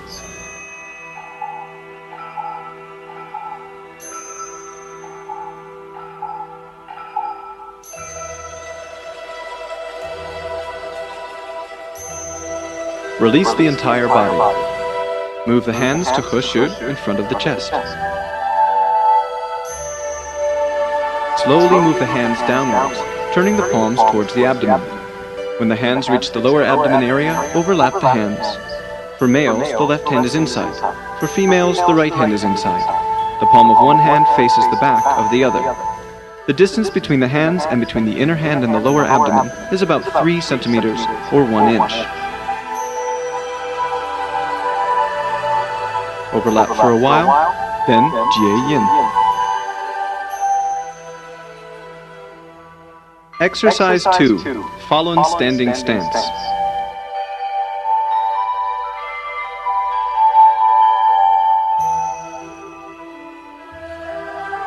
Zhen hui zeng li, rong xin qing ti. 寺庙四物，法轮出奇。 Let's watch Master Li teach the exercise. Preparation: conjoin the hands the same as before.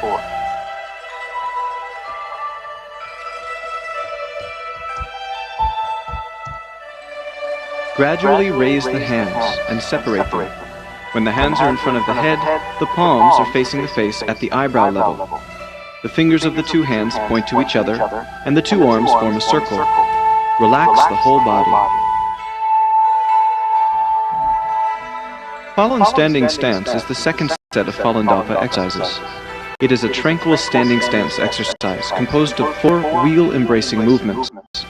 The movements of this exercise are quite simple, and each posture requires holding for quite a long time. Beginners may feel things are very heavy and sore.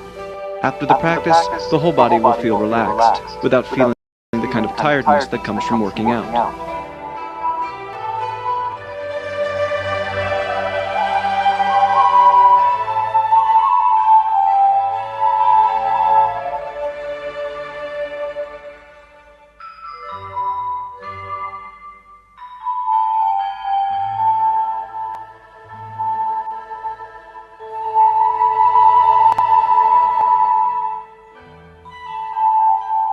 Move both hands gradually downwards until they reach the lower abdomen area, keeping the circular shape of the hands unchanged. Keep the hands about 10 centimeters or 4 inches from the lower abdomen. Hold both elbows forwards, keeping the underarms open. The palms face upward, the fingers point to each other, and the two arms form a circle. Practitioners can feel Falun rotating between the arms when the time and the frequency of practice are increased. Frequent practice of the Falun standing stance exercise will enable the entire body to completely open up and enhance the energy potency. The Falun standing stance exercise is the complete, overall cultivation practice method to increase wisdom, upgrade levels, and strengthen divine powers. Although the movements are simple, what it practices is all-inclusive.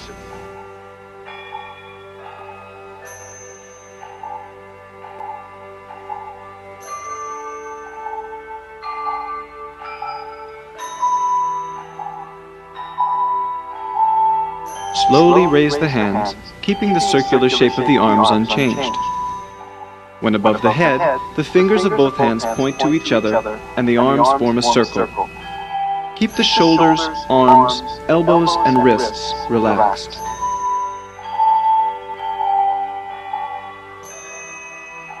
When practicing the Falun standing stance exercise, do the movements naturally. Keep the posture unchanged. Do not sway, or even intentionally pursue swaying.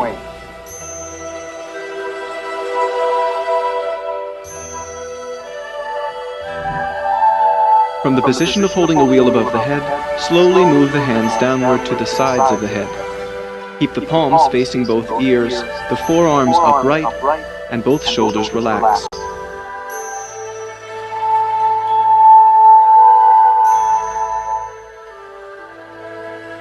Each of the 4 Falun standing stance postures requires practicing for a long time. The longer the better. It differs from person to person, depending on one's endurance.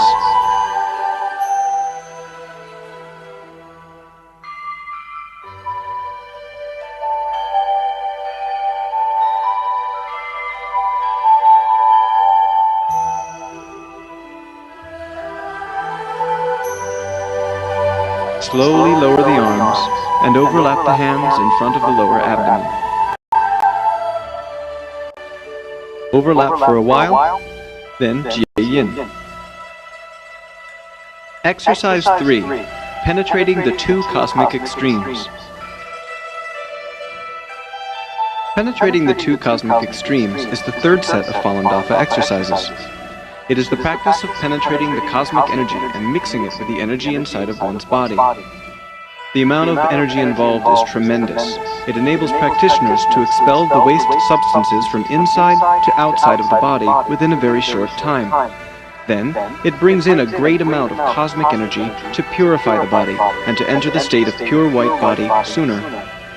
At the same time, penetrating the two cosmic extremes can also open the channels on the top of the head and unblock the passages underneath the feet. Before doing the exercise, imagine yourself as two empty barrels, gigantic, standing up between heaven and earth.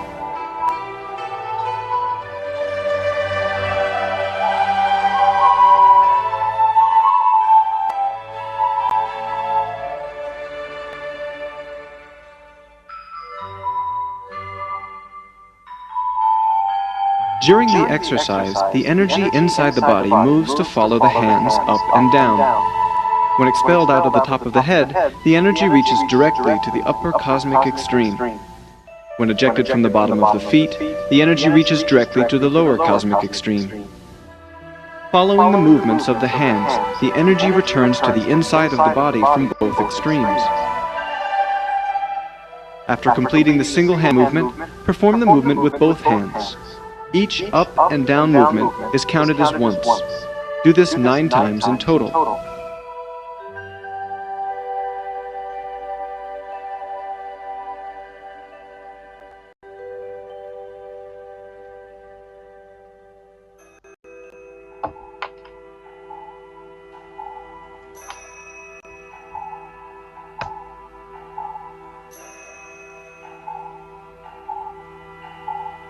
After 9 times, turn the fallen clockwise 4 times at the lower abdomen to spin the outside energy into the body.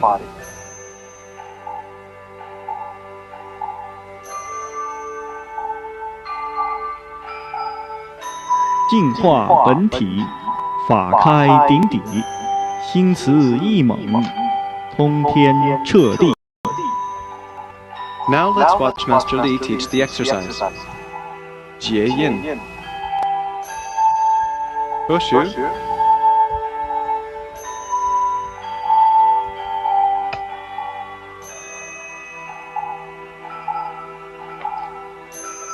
Start the single hand movement up and down.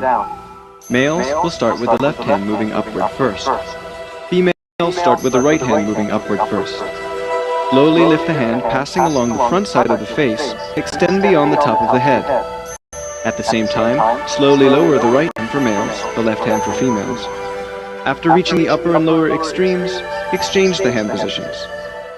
During the movements, both palms face the body and are kept at a distance of about 10 centimeters or 4 inches. The hands move straight up and down, and each up and down movement is counted as 1 time. Repeat 9 times in total. During the exercise, keep the whole body relaxed.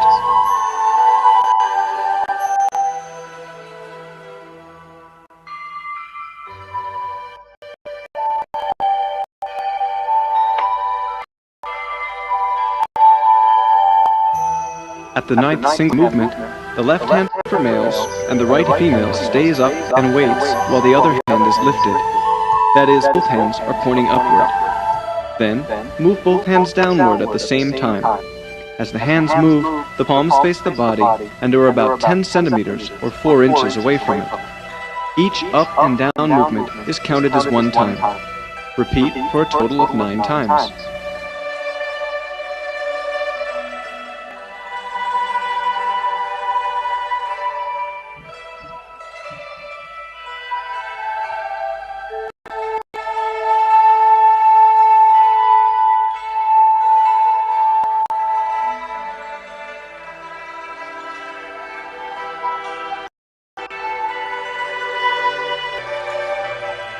After the movement with both hands, move them downward past the face and over the chest until they reach the lower abdomen area.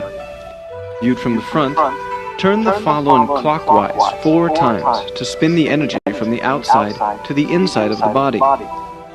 Turn the falun with the left hand inside for males, the right hand inside for females, at a distance of about 3 centimeters or 1 inch between the hands and between the inner hand and the lower abdomen. While turning the falun, keep the movements of the 2 hands within the area of the lower abdomen.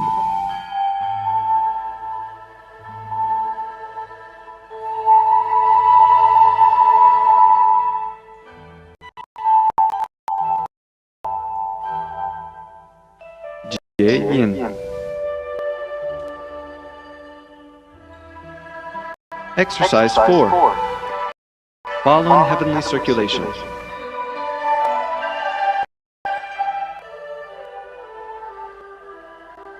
Falun Heavenly Circulation is the fourth set of Falun Dafa exercises. Practicing this exercise enables the energy of the human body to circulate over large areas, not in just one or several channels, but from the entire yin side to the yang side over and over again. This exercise is far beyond the ordinary practices of opening up the energy channels or the great and small heavenly circulations. Falun Heavenly Circulation is an intermediate level exercise of Falun Dafa. On the basis of the previous 3 sets of exercises, through practicing this exercise, the energy channels of the entire body, including the great heavenly circulation, can be quickly opened from the top to the bottom, gradually connecting throughout the whole body. The most outstanding feature of this exercise is to use the rotation of the Falun to rectify all abnormal conditions of the human body, so the energy of the whole body can circulate freely and smoothly. When this state is reached, one has achieved a very high level of cultivation in Triple World Fa. People well grounded in all virtues can enter cultivation practice in Da Fa, or the Great Law. At this time, their energy potency and supernatural capabilities will increase dramatically. The movements are gradual, slow, and smooth. Move following along the Qi Ji, or energy mechanisms.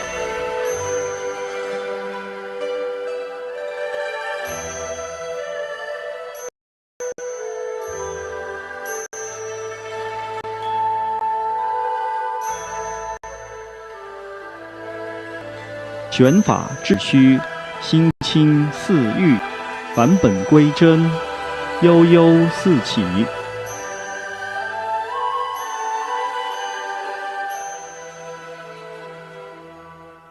Now let's watch Master Li teach the exercise.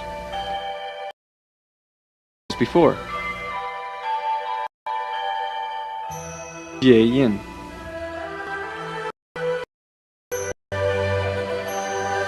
Push.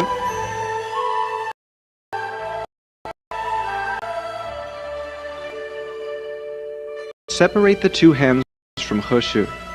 Move them downward to the lower abdomen while turning both palms to face the body. Keep a distance between the hands and the body of about 10 centimeters or 4 inches. After passing the lower abdomen, extend the hands downwards between the legs. Move the palms downwards facing along the inner sides of the 2 legs. At the same time, bend at the waist and squat down. When the fingertips are close to the ground, slide the hands from the front of the feet over towards the back. Heels, flex both wrists slightly and along the back of the legs while straightening the spine.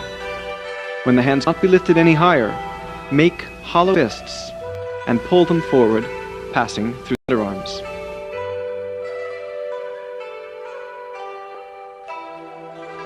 Cross the 2 arms in front of the chest. There is no special requirement for which arm is above or which arm is below. It is the same for both males and females. Place the hands above the shoulders, but keep a space. Open hollow fists, and move both palms along the yang sides of the arms.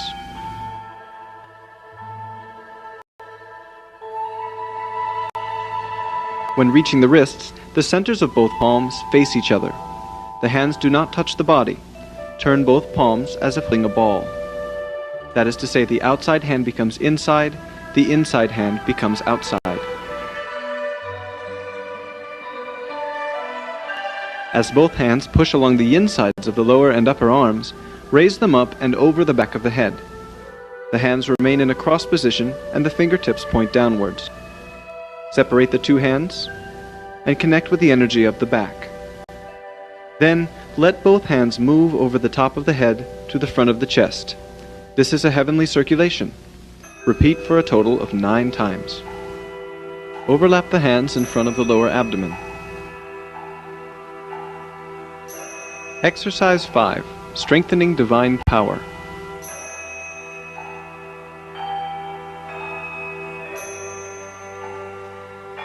Strengthening Divine Power is the 5th set of Falun Dafa exercises. It is a tranquil cultivation exercise, a multi-purpose practice to strengthen divine power, including supernatural capabilities and energy potency, by turning the Falun using Buddha's hand gestures. Practicing this exercise requires sitting with the legs crossed. Double leg crossing is preferred, but single leg crossing is acceptable at the beginning. Eventually, it is required to sit with both legs crossed. In this exercise, the energy is relatively strong, and the energy field around the body is quite large. The movements follow the energy mechanism planted by the master. When strengthening divine powers, the subconscious focuses slightly on both palms. The palms will feel warm, heavy, electric, and numb as if holding a weight, but do not pursue it intentionally, just let it happen naturally. The longer the legs are crossed, the better. It depends on one's endurance. The longer one sits, the faster the energy grows. When practicing a tranquil exercise, do not think of anything. There is no mind intent. Gradually enter into tranquility, then gradually enter into ding, or deep tranquility. However, the main consciousness must be aware that one is practicing.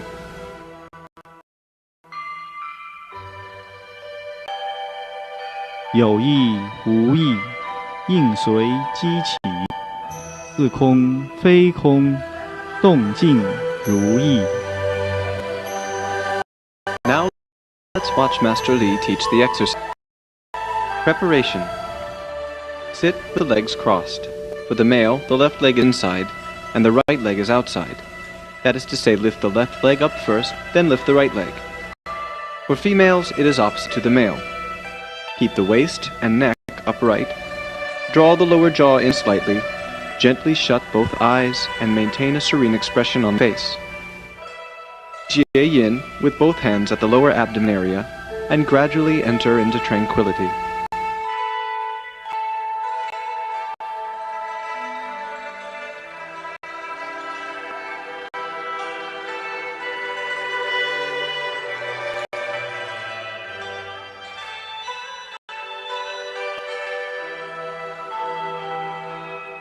From the Jie Yin position, move the conjoined hands upwards. When the hands are above the head, release Jie Yin and turn the palms up.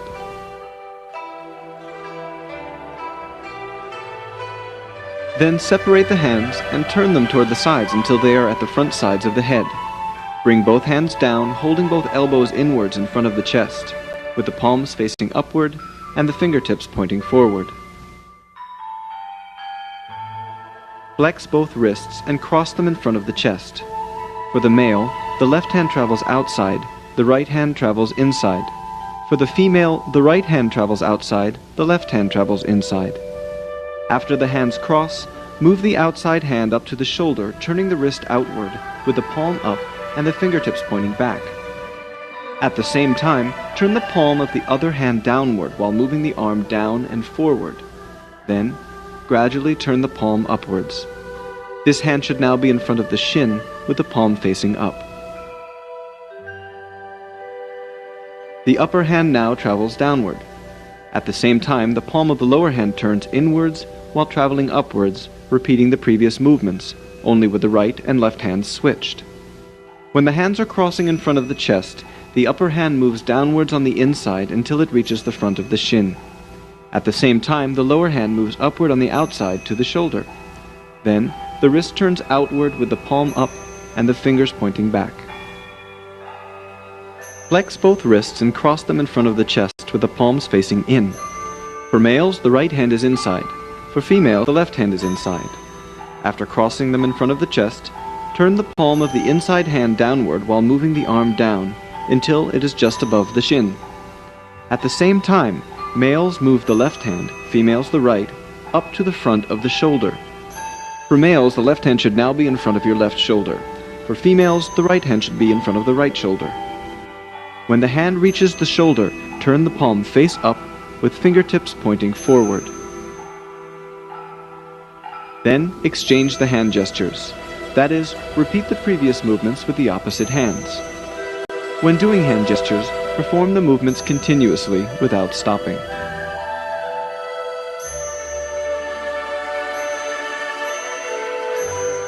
Move the upper hand down along the inside with the palms facing the chest, while the lower hand moves upwards along the outside. When the forearms reach the chest, they should form a horizontal line.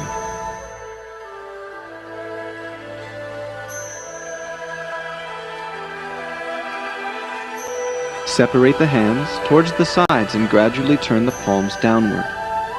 Keep the hands at the level of the waist, and the forearms and wrists at the same level. Relax both arms. This posture draws the energy from inside the body to the hands in order to strengthen divine powers. When strengthening, the palms will feel heavy, warm, electric, and numb as if holding a weight. But do not pursue it intentionally. Just let it happen naturally. The longer this position is held, the better, until one feels too tired to endure.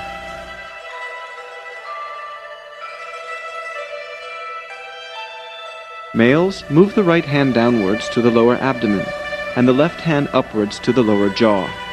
The right palm faces up. The left palm faces down so that the two palms face each other. For females, it is the opposite. The forearm at the chin is on the same level as the shoulders. This is also strengthening divine powers. The longer this position is held, the better, until one is too tired to endure. Then exchange positions. The upper hand draws a half circle in the front down to the lower abdomen area. Lift the lower hand upward while turning the palm to face downward. When it reaches the lower jaw, the arm is at the same level as the shoulder. Both palms face each other. This is also strengthening divine powers with just the hand positions reversed. The longer this position is held, the better, until one is too tired to endure.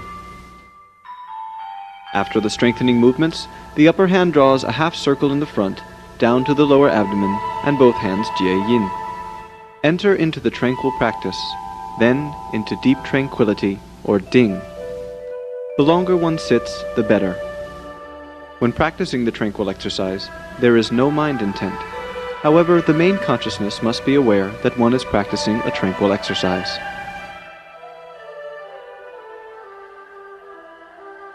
When the exercise is finished, move both hands to He Shi. Come out of Ding.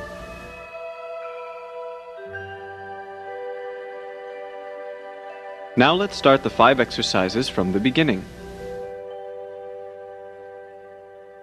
Buddha showing 1,000 hands. Conjoin the hands. Maitreya stretching his back. Stretch. Tathagata filling energy into the top of the head. Press the hands together.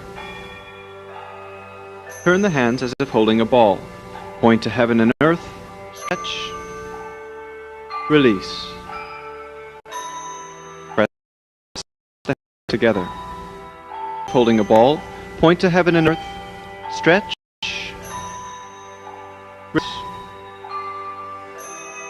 press the hands together.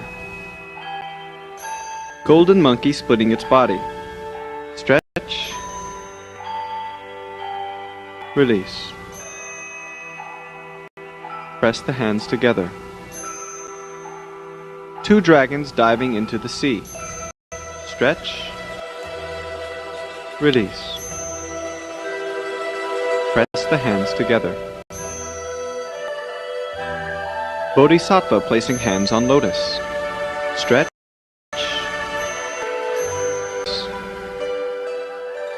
Press the hands together. Arhat carrying a mountain on his back. Stretch. Release. Press the hands together. Vajra toppling a mountain.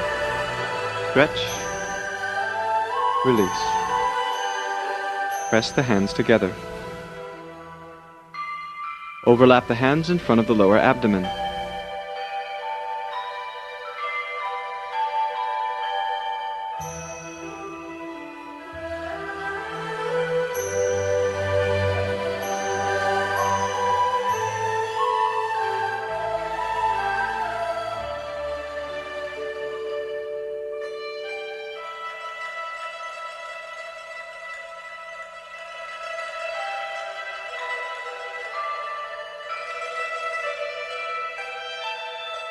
Conjoin the hands.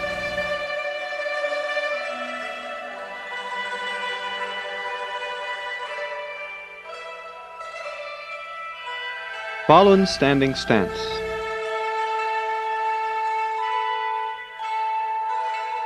Conjoin the hands.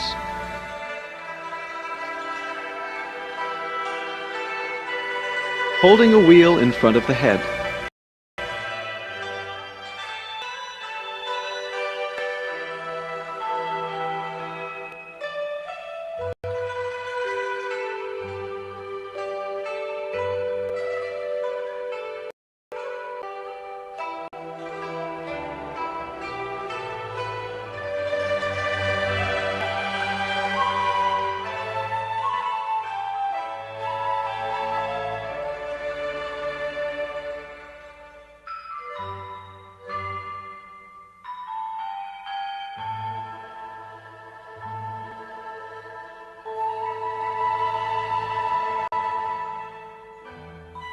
Holding a wheel in front of the lower abdomen.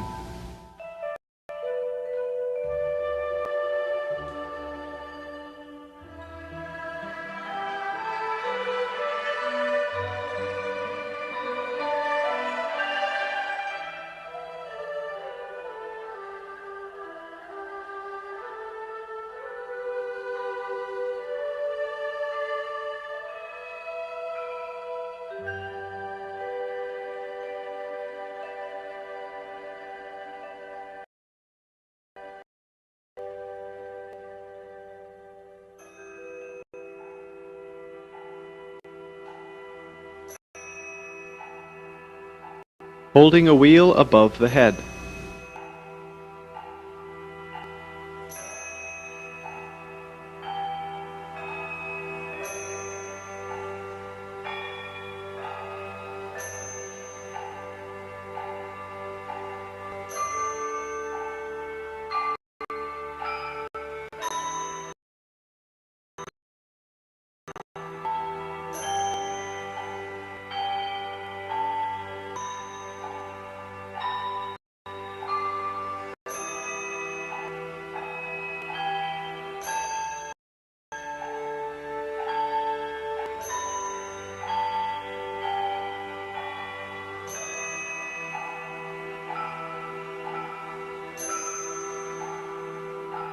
Holding a wheel on both sides of the head.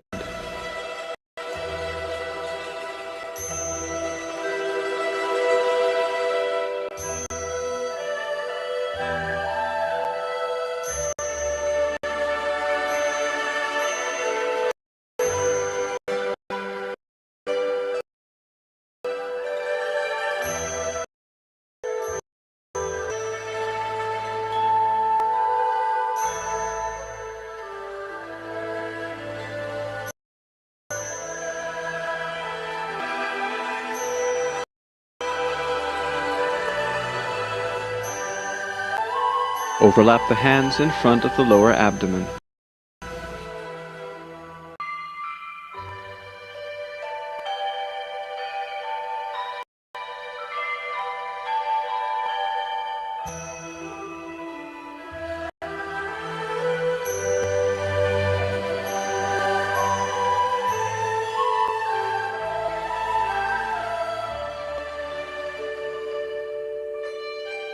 Conjoin the hands. Penetrating the two cosmic extremes. Conjoin the hands. Males move the left hand upwards, females move the right hand upwards. Press the hands together. Up and down. Up and down. Up and down. Up and down.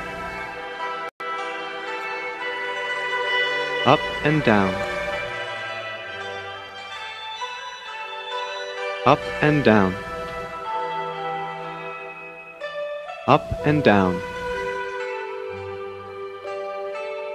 Up and down. Up and down. Up and down. Up and down. Up and down. Up and down. Up and down. Up and down. Up and down. Up and move the other hand up. Down. Up.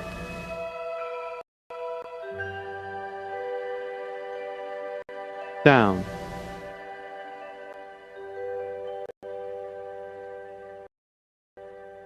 Up.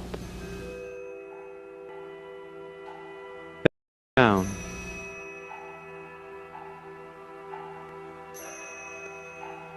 Up. Down.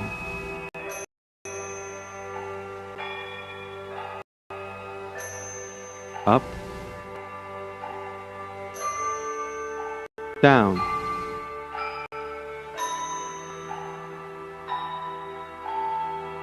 Up.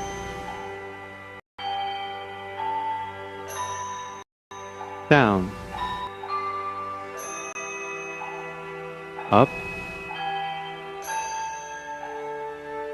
Down.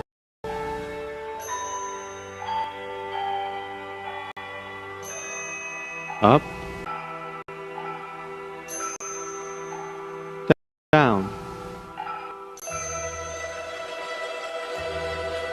Up.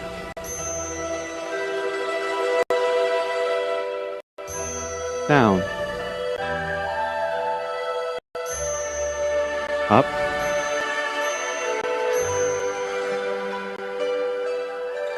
Move both hands down. Rotate the fallen clockwise 4 times at the lower abdomen.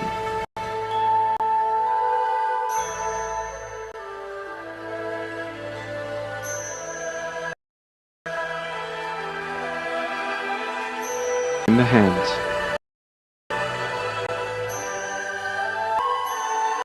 Falun heavenly circulation.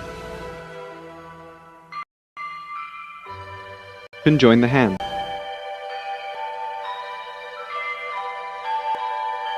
Press the hand together. Follow the energy mechanism traveling downward.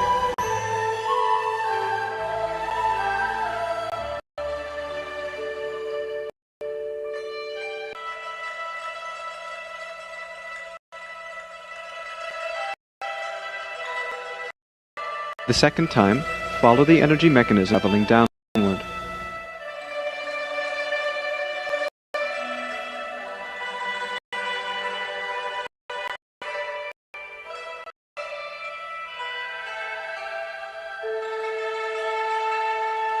The third time, follow the energy mechanism traveling downward.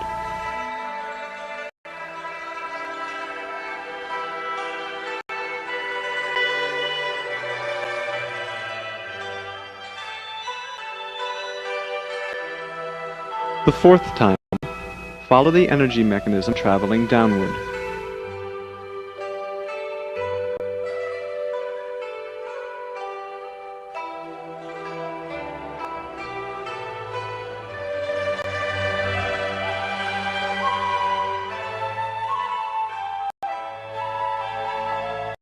The fifth time, follow the energy mechanism traveling downward.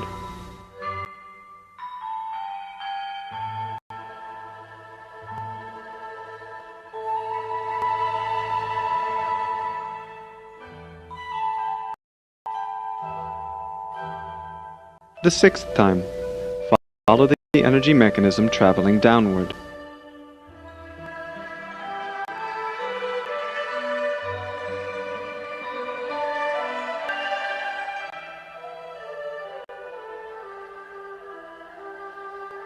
The seventh time, follow the energy traveling downward.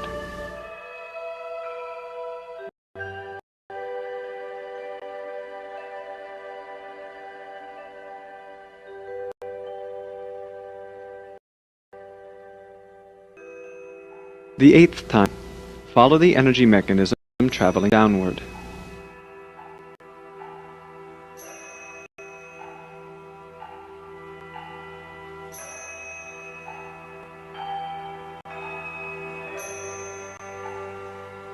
The 9th time, follow the energy mechanism traveling downward.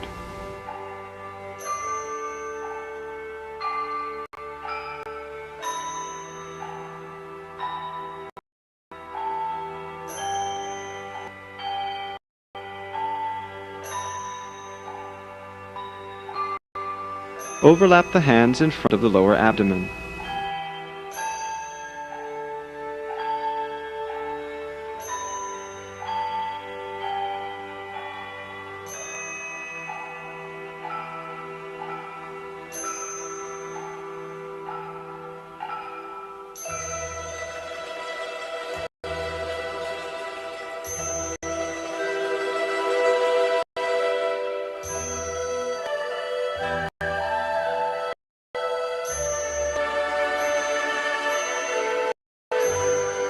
Conjoin the hands. Strengthen divine power. Now let's start the practice.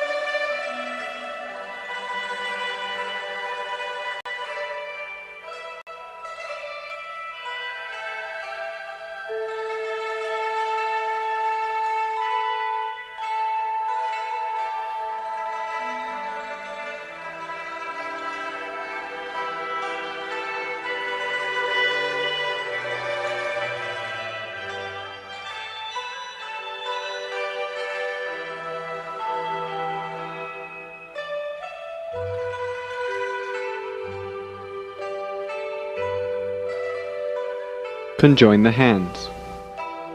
Start the tranquil meditation practice.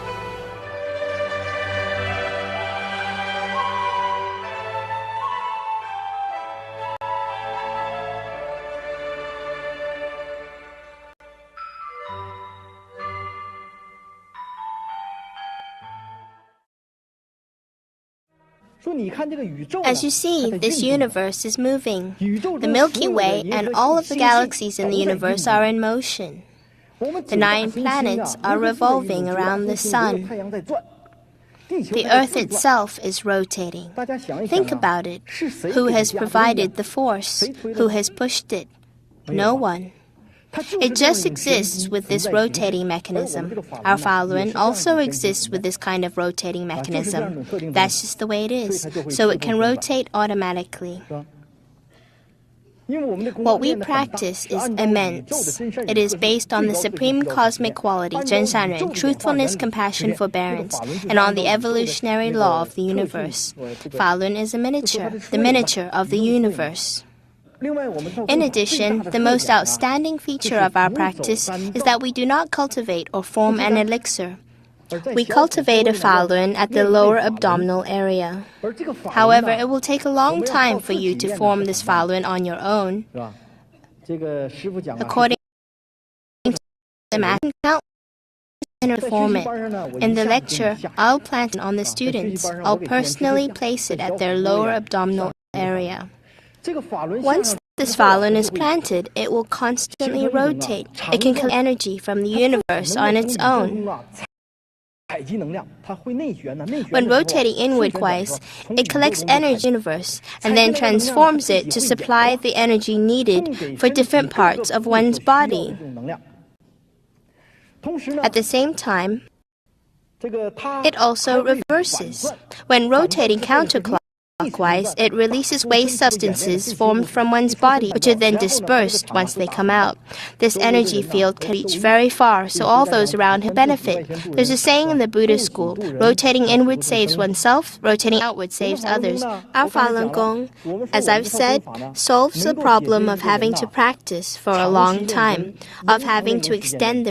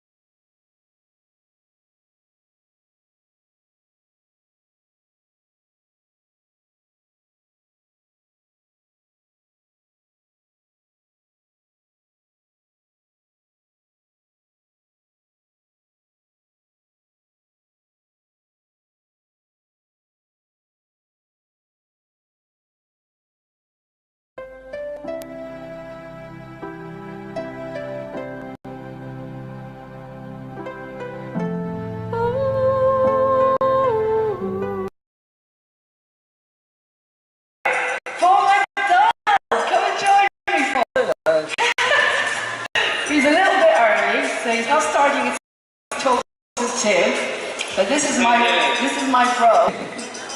Fallen from say hi. I know you.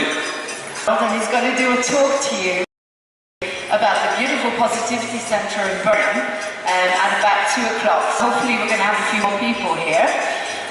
But you see, this is the thing, is we're doing this together. We're doing everything we can to send out the love and the compassion to you guys and stay safe in the crazy world, aren't we, Paul? Aye. Let me get all that.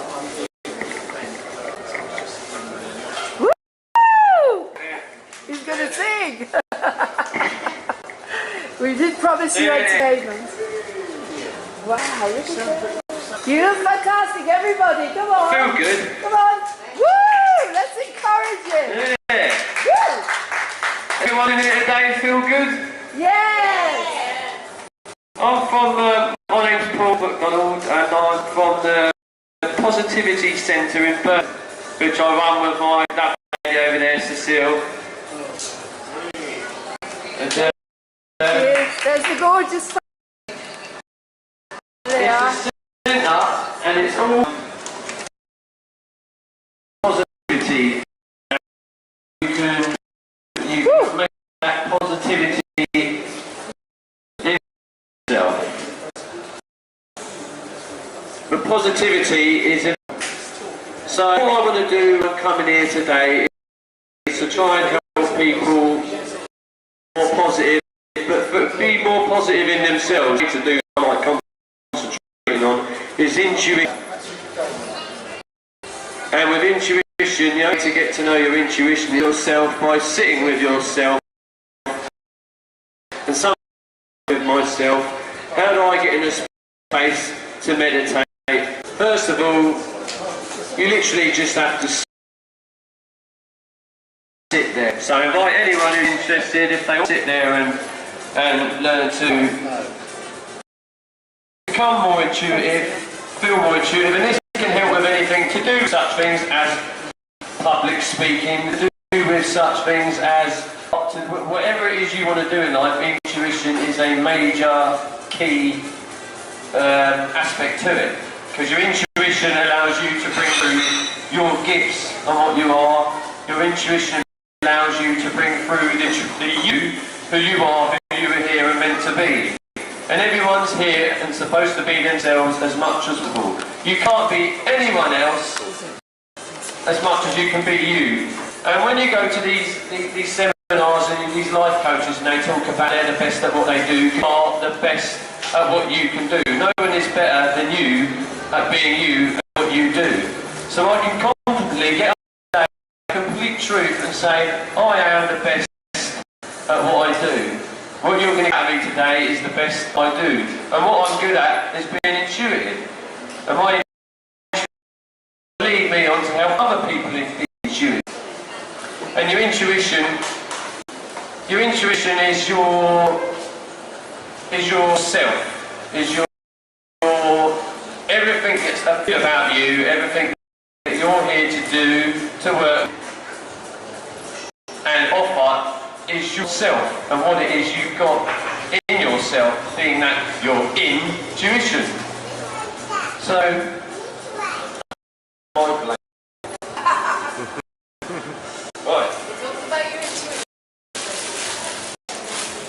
So now I've had a bit of a mind blank, so I never see anything as a mistake, so they sit there and feel. Because there's no scripts. So I've just got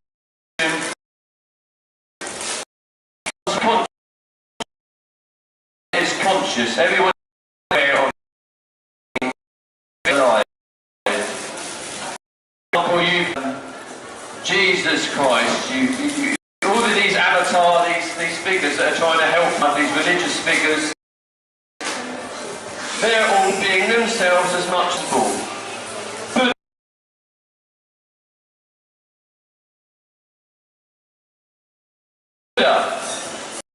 Moses, all these I can't think of all the names. Guru Nanak from the who discovered Tai, all of them sat there and they inside themselves and they found what was good for them.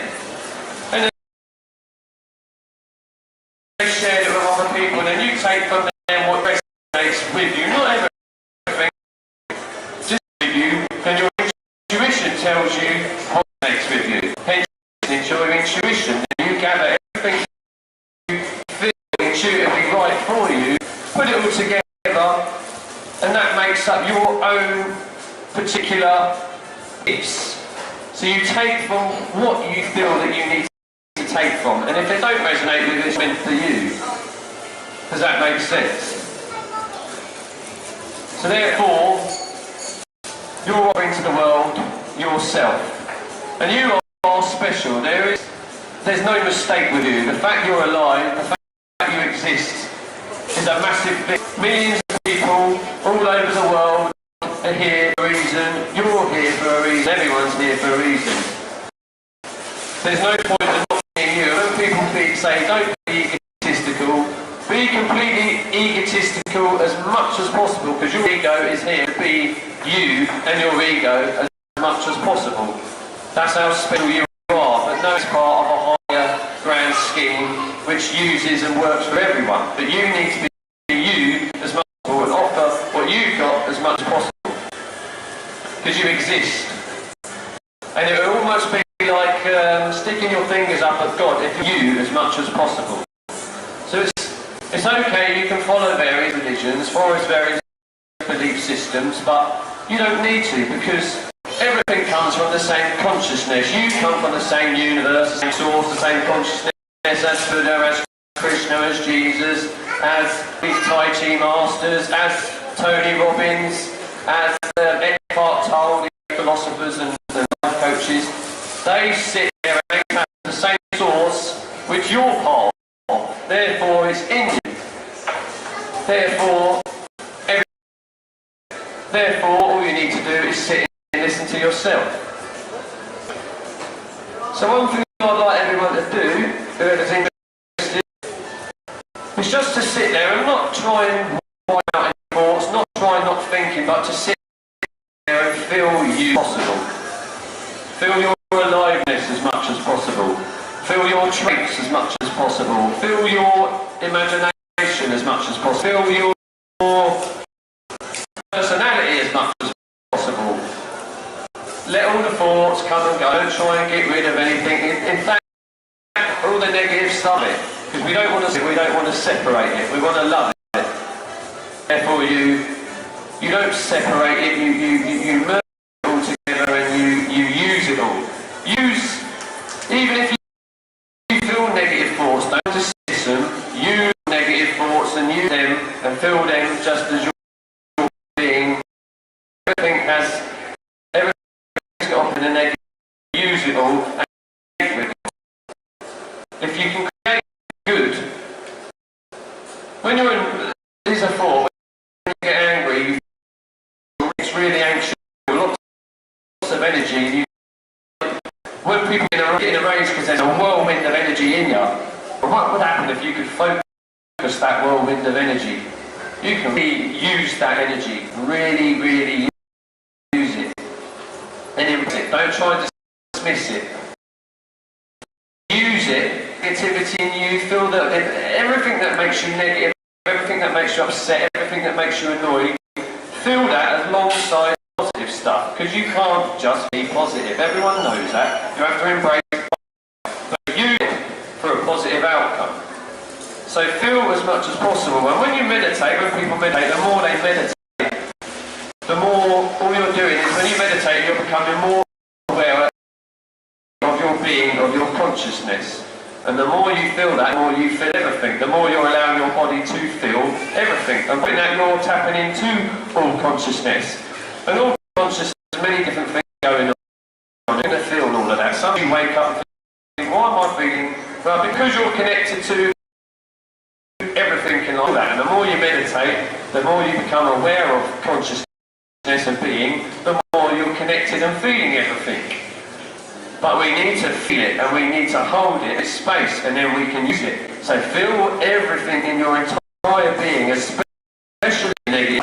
Feel it, let your body feel it as a whole, and whilst doing so, your intuition, which gives you all your intuition, which gives you all visions, ideals, all your dreams, but not from the head, from the place in your heart.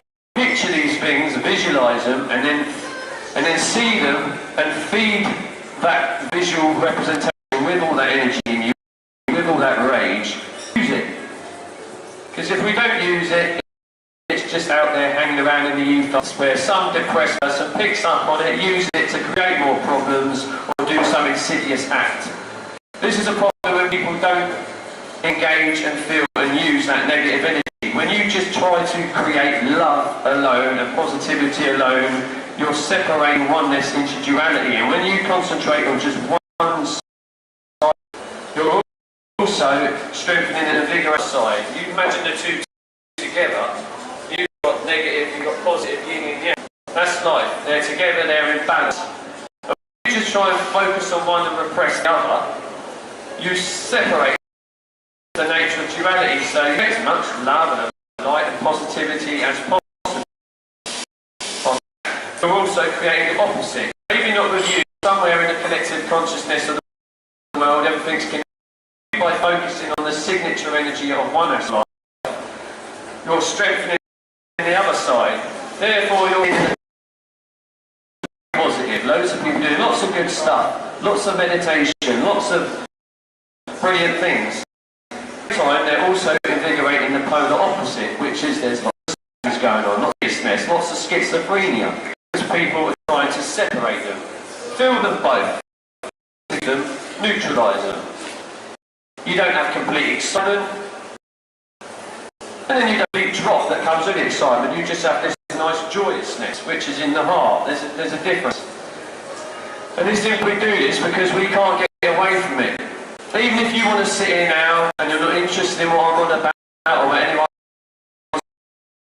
if you don't believe in it, it's okay. Either way, you're hypnotising people. You're being hypnotised. Life coaching. Everyone's coaching. It will either be negative, positive, or whatever it is. We're all using people. We're all manipulating people. We're all some sort of where we're trying to suck things from other people because we can't feel content in ourselves. At the moment on this planet, there's a rising magnetic energy. Every now and again, there's fluctuations. There's these cycles. There's a man called it's either Greg Braden or Greg Barden.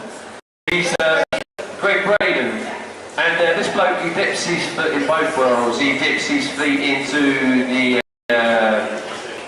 complementary stuff, into holistic stuff, and he's also into his metaphysical science, and he's mainstream and alternative.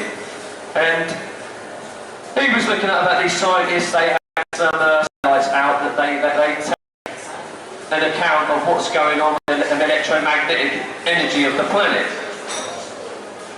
And they found out there's a peak that happened in I can't remember the date, but they worked it out. They said there was a peak of electromagnetic energy, and this peak of electromagnetic energy happened at the time of 9/11. When 9/11 happened, that was obviously, everyone knows that it's not even a conspiracy. You can say that there was something happened. Whoever done it for a negative reason, but due to the amount of people all over the world who are in shock and their heart opened in shock and in care, that actually raised the electromagnetic energy of the planet. So I'm going off the point a bit. Braden, have I got He's found out with a load of others, they took a great big tube of ice out of the ground, and this tube of ice is showing the same cycles every few thousand years. So every now and again we get this raise in solar magnetic energy is life force. It's that invigorating electrical life force in us. And the more that raises, the more solar in this planet, the more it creates and highlights everything, whether that be negative or positive. I'll speak anyway. It'd be great if you can invigorate them together rather than. So you'll see, much as there's a lot of war going on, everything's hot. You're noticing a lot of good stuff going on. You're noticing a lot of community stuff going on. You're noticing a lot of war. You're noticing a lot of stuff going on. A lot of economic stuff changing. Massive rises and falls. But also at the same time, there's lots of big changes, lots of lots of new inventions, some new philosophy, not new philosophies, but lots of brainstorming. This is because absolutely everything is hot because of electromagnetic energy from the sun. In a time where we really do need to sit with ourselves.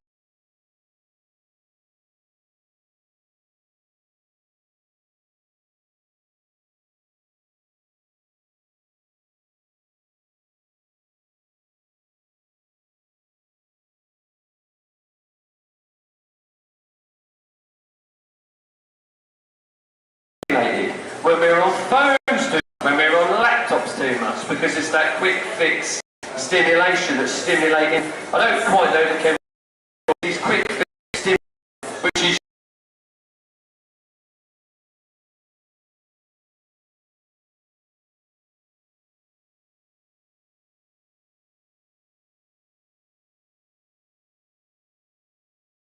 that aspect of life, but it's caused a bit of a problem where it's causing everyone to be all over the place because we're all just want that.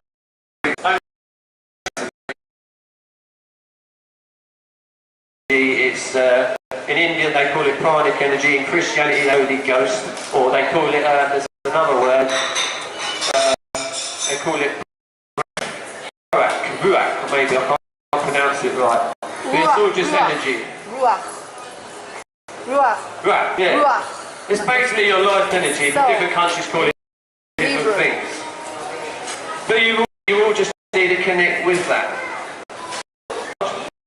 Basically covering a few different things here, but my whole intention is to try and get to be more intuitive. Even allow your body, when you're just relax and you feel your body, you may need to shout.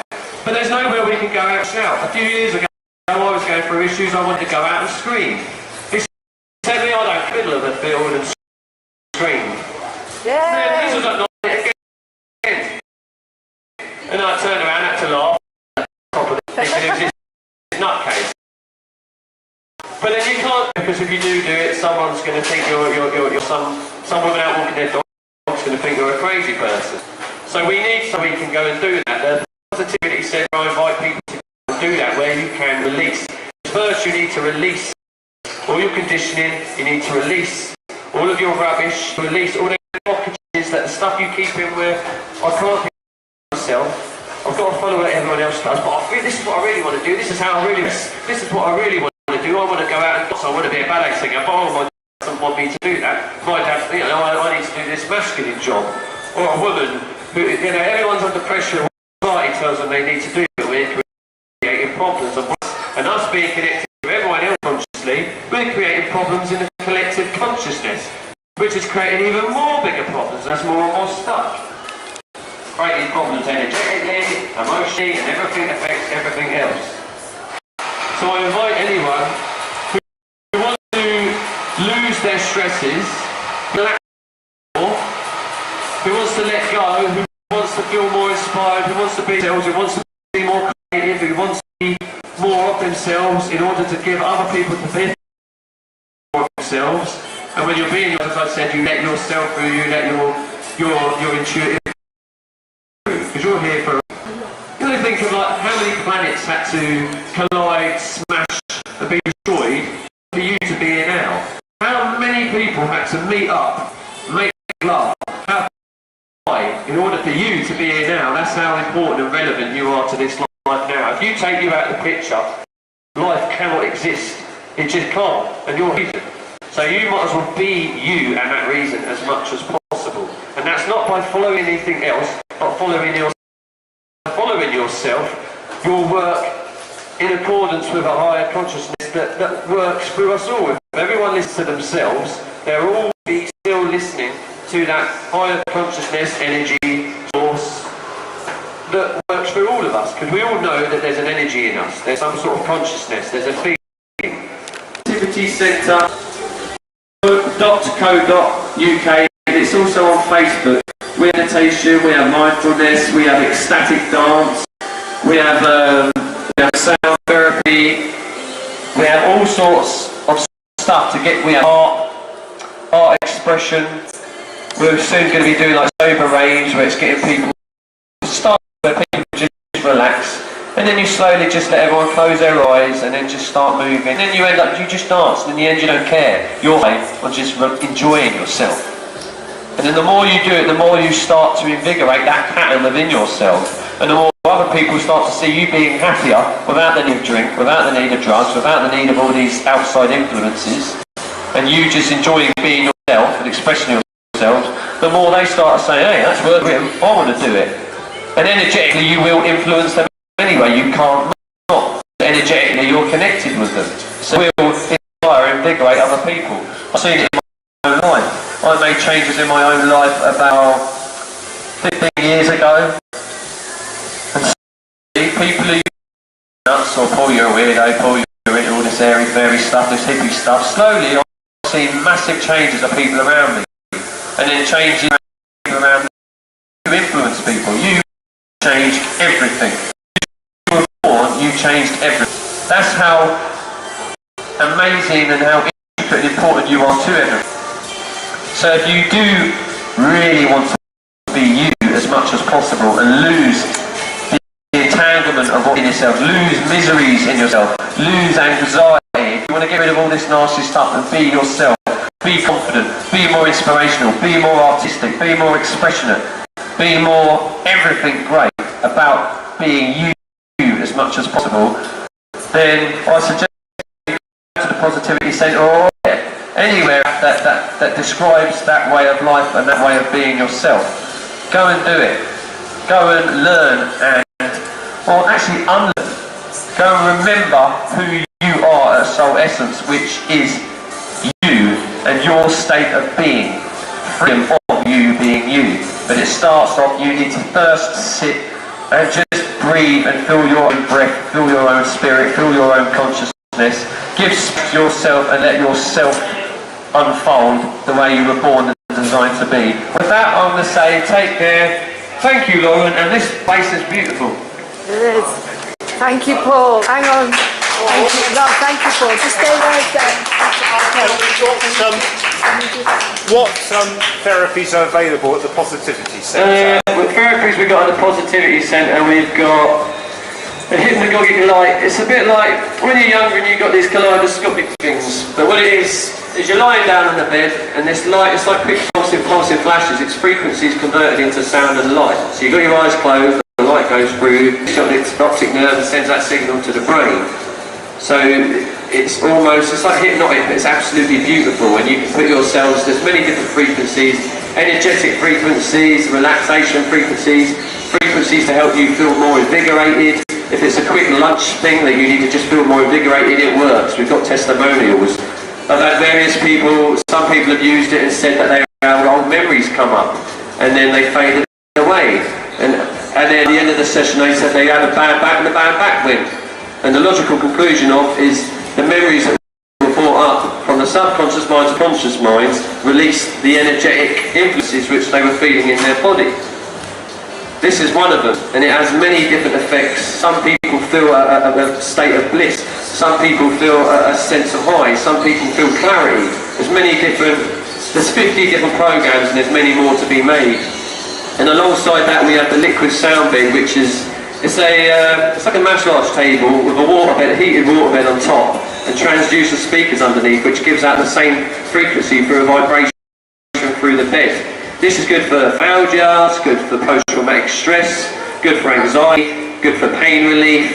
A friend of mine who's is a bit of a busker in London, does a lot of stuff in London basically, that sort of lifestyle where he's to do with music and he lives a lot. And he suffers with bad blood circulation due to being out in the cold. After 15 minutes of being on this bed, he even noticed that the blood circulation was a lot better. But it's great for everything. It's frequency and electricity and vibration. Hence, it's the pre-medicinal thing that we need. It's these elements of life that we need to use. Myself, I do healing. It'll be different types of healing. Sometimes it uses sound to invigorate people. Sometimes I relax people. Sometimes you use different analogies to put people into a lucid state where you can then help them with information you want you to give them to help remold the way they want to think to him. You've got Cecile, she does Indian head massage. I get a Shirodhara treatment, which is an ancient Ayurveda treatment where you're lying on the bed and you've got this thin stream of warm oil concentrating coming down the forehead. Very relaxing, very beautiful feeling. We've also got what's the other one? Still, it's based, it's like a body. It helps, it penetrates into everything, blood, marrow, everything. It's a bit like the solar energy of the same you get healing. And as I've said, healing is just electromagnetic energy. Nothing supernatural about it. It's very natural. Very, very natural. And using and this bed works on depression, works and pains, invigorates cells. It's great for absolutely everything. So we've got the liquid sound table, Reiki, speaker healing, which changes mind concepts, oxygen facial therapy and oxygen therapy as well, which helps. I think Lauren's this. It helps it gives you more concentration of oxygen. Where a lot of us will start, basically we're in ourselves, where we don't walk properly, where we're all over the place, we walk, we walk with a bit of a swagger, we're thinking all the time, we're not being present, we're not standing properly, we're not holding ourselves properly, we're not eating properly, it's all a symbiotic relationship. Then the blood flow isn't the same, our breathing isn't the same, we're not taking in as much breath, and the breath is the thing that brings through your life force. So therefore, when you're getting that oxygen therapy, it helps give you what you naturally should be doing anyway. Invigorating and bringing in more breath. Through proper dance. Through proper... When you're relaxed, you're breathing, you breathe a whole lot more deeper. When you're all erratic, when your mind's erratic, you breathe shallow. You're more tense, your heart's more tense. The chemicals in your body flow a lot more insidiously. So oxygen therapy is something we should be really doing ourselves, but it's there as an aid for people who have erratic lifestyles, corporate lifestyles, people who have to be bang on the ball. I mean, corporate lifestyles is one of the main things where you really have to follow what someone else is telling you. You've got to follow this pressure, you've got to follow this goal, you've got to follow this deal. Most of the time there's no time to be yourself. But there is a space where you can come and do that. The light machine helps you do that. The healing helps you do that. The dancing exercises, the Tai Chi, the meditation, the yoga, everything. All of these things are there to help you relax. Even if you've got a busy lifestyle, as long as you're I can't think of the word.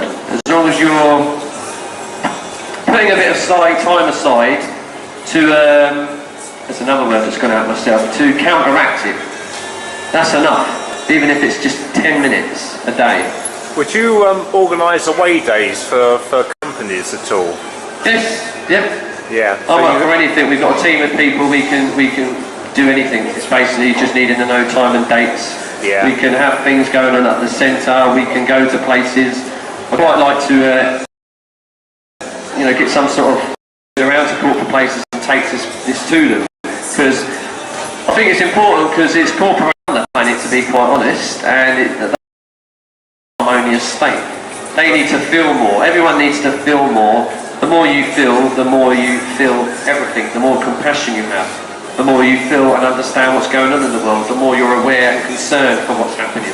So corporations are behind most of things in lifestyle, most aspects of life. So that's a key one. A bit like education, I'd love to go more into schools, because these are the people that are going to be ruling the world in the future, and it's a key aspect that they need to have.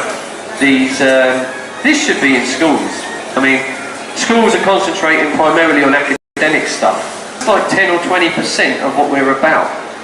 Where is the concentration on feeling, on expression, on being yourself?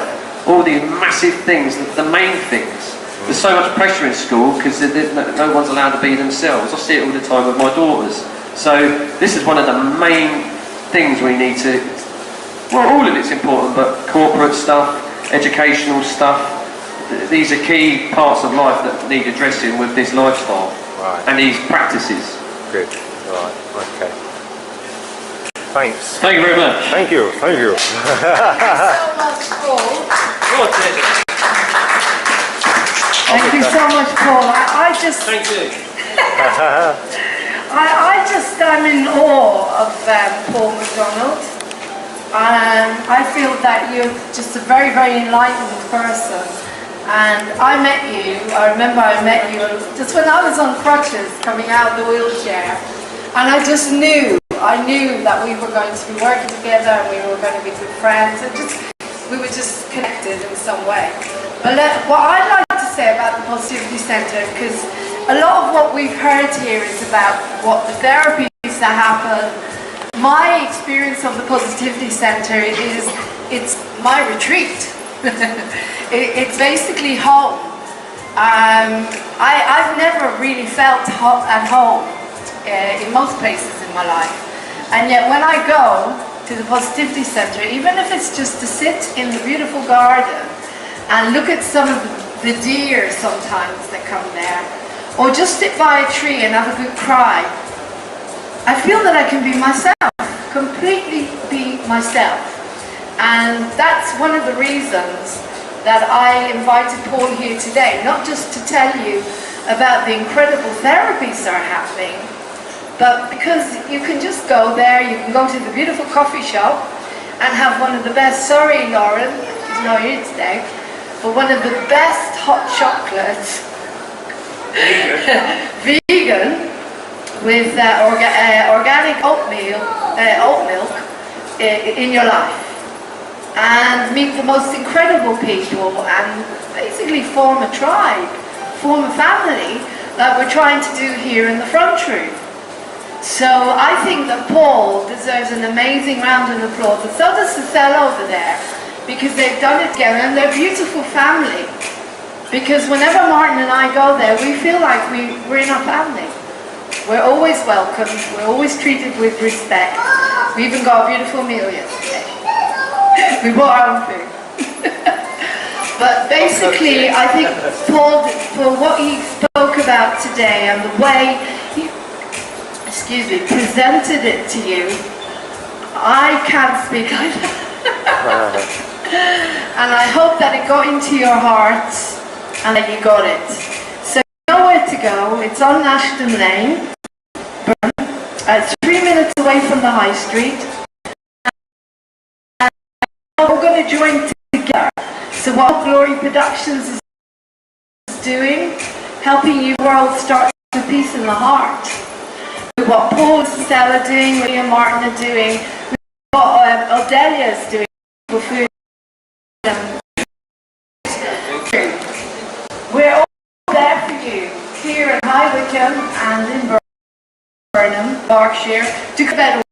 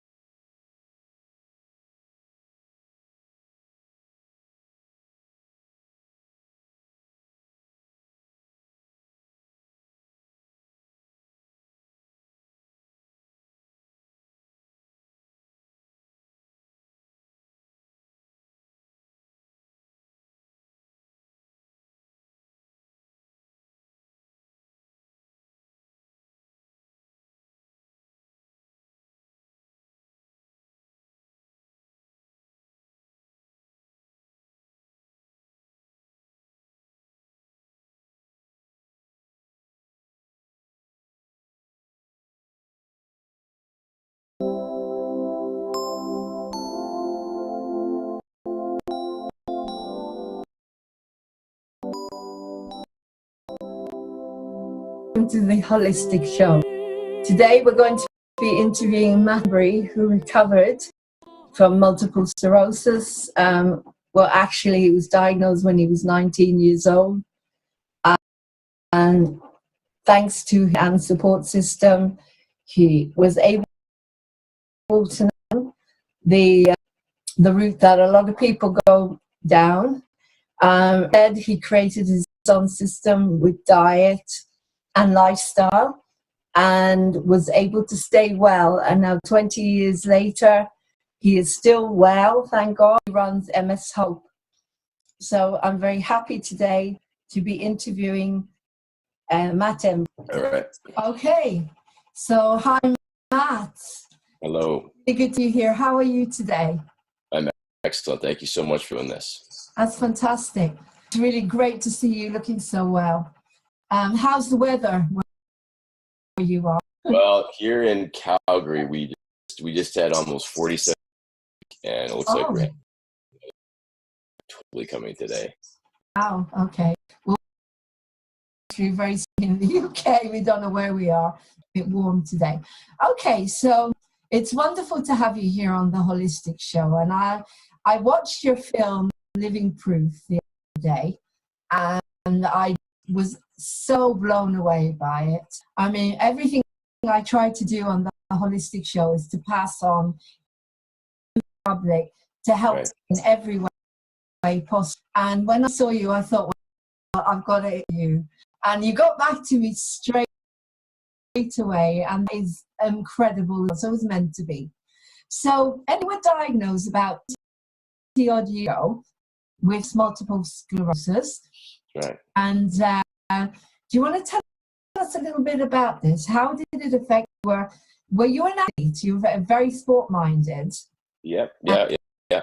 Completely thrown you in a big way. So just tell us a little bit about what happened. Yeah. I still am very athletic, and what happened is I was mountain biking, and I'd come home, and all of a sudden I was actually kicking a basketball around, and suddenly I had a hard time feeling the ball. And the ball, it was almost like it was a combination of almost numbness and hypersensitivity that started in my foot, and within about 20 minutes-ish had gone all the way up to my chest. At that point, I think I had told my parents I thought I'd had a stroke because of how I felt. Within a couple days, I started to experience some pretty severe leg spasticity while I was sitting at times, and then we went into the doctor after that, and then only to find out that it was actually other neurological symptoms like eye coordination and some reflex issues that I was experiencing that I wasn't noticing, and then a subsequent MRI, and then a diagnosis. Right, that must have been a terrible, terrible thing for someone so young. And so when we see this in the film, it's so touching, the whole process. But you were very lucky that your father basically helped you, and he somehow did a lot of research around it, because he was determined that you weren't going to deteriorate and end up in a wheelchair and paralyzed. So how did you start on your journey? Because your journey is such an incredible one. Why would someone actually decide to defy all the conventional ideas of medication and get out there and do something completely different? Why do you think that happened? Well, I think there's a couple reasons. I mean, if you go back, this is all the way back in 1995, right? And this is just when the MS drugs were just kind of coming into treatment. So they were all relatively new. I believe even the beta interferon back then was still in trials. Don't hold me to that, but I think that was the case. So there wasn't a lot of options. And so I think that because of that, there weren't a lot of drugs that were offered, and there weren't also a lot of solutions. And that's just the mentality of my father and my family, is to get out there and, okay, if something's wrong, something's broken, we can try to fix this. And so that's where, I'm so blessed that my dad's, scientific mind, he just took that and just applied it to this disease. And, he just kind of plunged out of the library and went to work. And, it was amazing how quickly came up with a diet solution. So the first thing that you looked at was diet, which was to cut out gluten, dairy, and sugar. Those are usually the main ones, aren't they? That affect. And high fat, yeah. And high fat as well. High saturated fat, to be clear. Right, okay. So you mean that you use coconut fat, coconut oil and stuff like that, rather than animal fats? Yeah, olive oil and fish oils and things like that are still okay. And how was that for you? I mean, as a young man, who probably liked to have a beer and enjoy, I don't know, some not so healthy foods. How did you find the diet? How did you find that to start off with? Did you struggle with that? I mean, yeah, you know what, to be, I mean, again, I have a little bit of a scientific mind thanks to my dad. I mean, I was passed down. So, I mean, when I got into it, and I can't recall exactly, but reading what my dad had given me, and I went to other doctors and read what they gave me, and actually going to a seminar. I remember at one point, I just kind of got it. And the science made sense to me. The approach made sense. The how it just all made sense. So my brain was able to jump into to be very disciplined to understand that these foods were very likely causing me significant problems, and so why would I eat them? That's really good. And I think when I meet people over the years, I mean, it's been over 20 years, it's the people who kind of get it, who really do their own research, and who really start taking accountability to get that knowledge and information into their own minds. Those are the people who don't go back and become very strict, and that new awareness doesn't be as much of an issue as for the people who maybe don't take that time to really become self-accountable for their own. Okay, so then you took a really big step, started looking into procedures that other people were having. You went to visit your friend who is a musician who has and he told you about procedure where there seems to be a common denominator with people with MS, where there's something to do with their veins are more constricted. Can you explain that?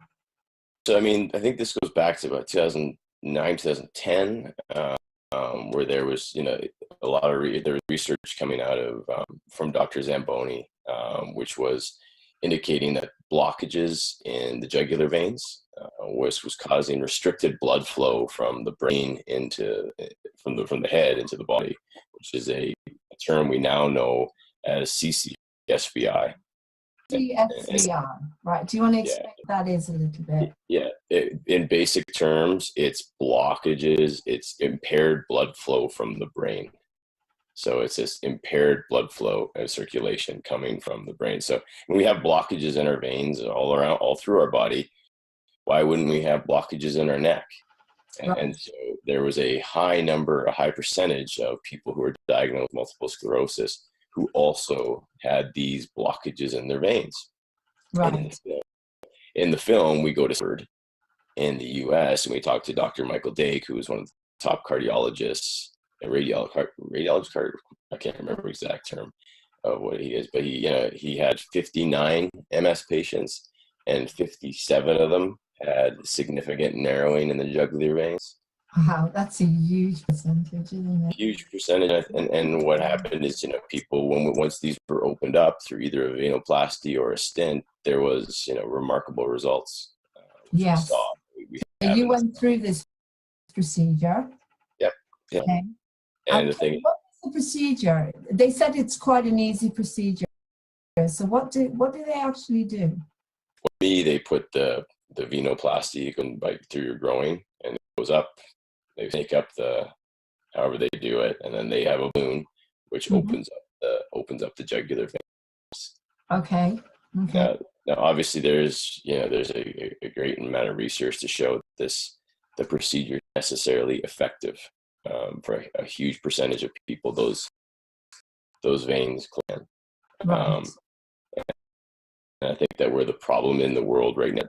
Just because the procedure is not working doesn't mean we still don't have a problem. Of course. So, I mean, and this is where it's kind of been left, in my opinion, where people are like, well, it's not effective, the treatment. Okay, maybe true, but the fact that we still have blocked veins remains. So what are we going to do about it? Okay. But this was a huge thing that you went through, and then you went and started doing some more research. You looked into cell therapy, which again, watching it improve, I'd recommend that everybody obviously goes and watches it. I mean, Amazon Prime, it's absolutely incredible film, very touching, very, very wise, and it does give a huge amount of incredible information to people that nobody knows about it. I mean, I know a lot about holistic therapy, but I never heard of that here.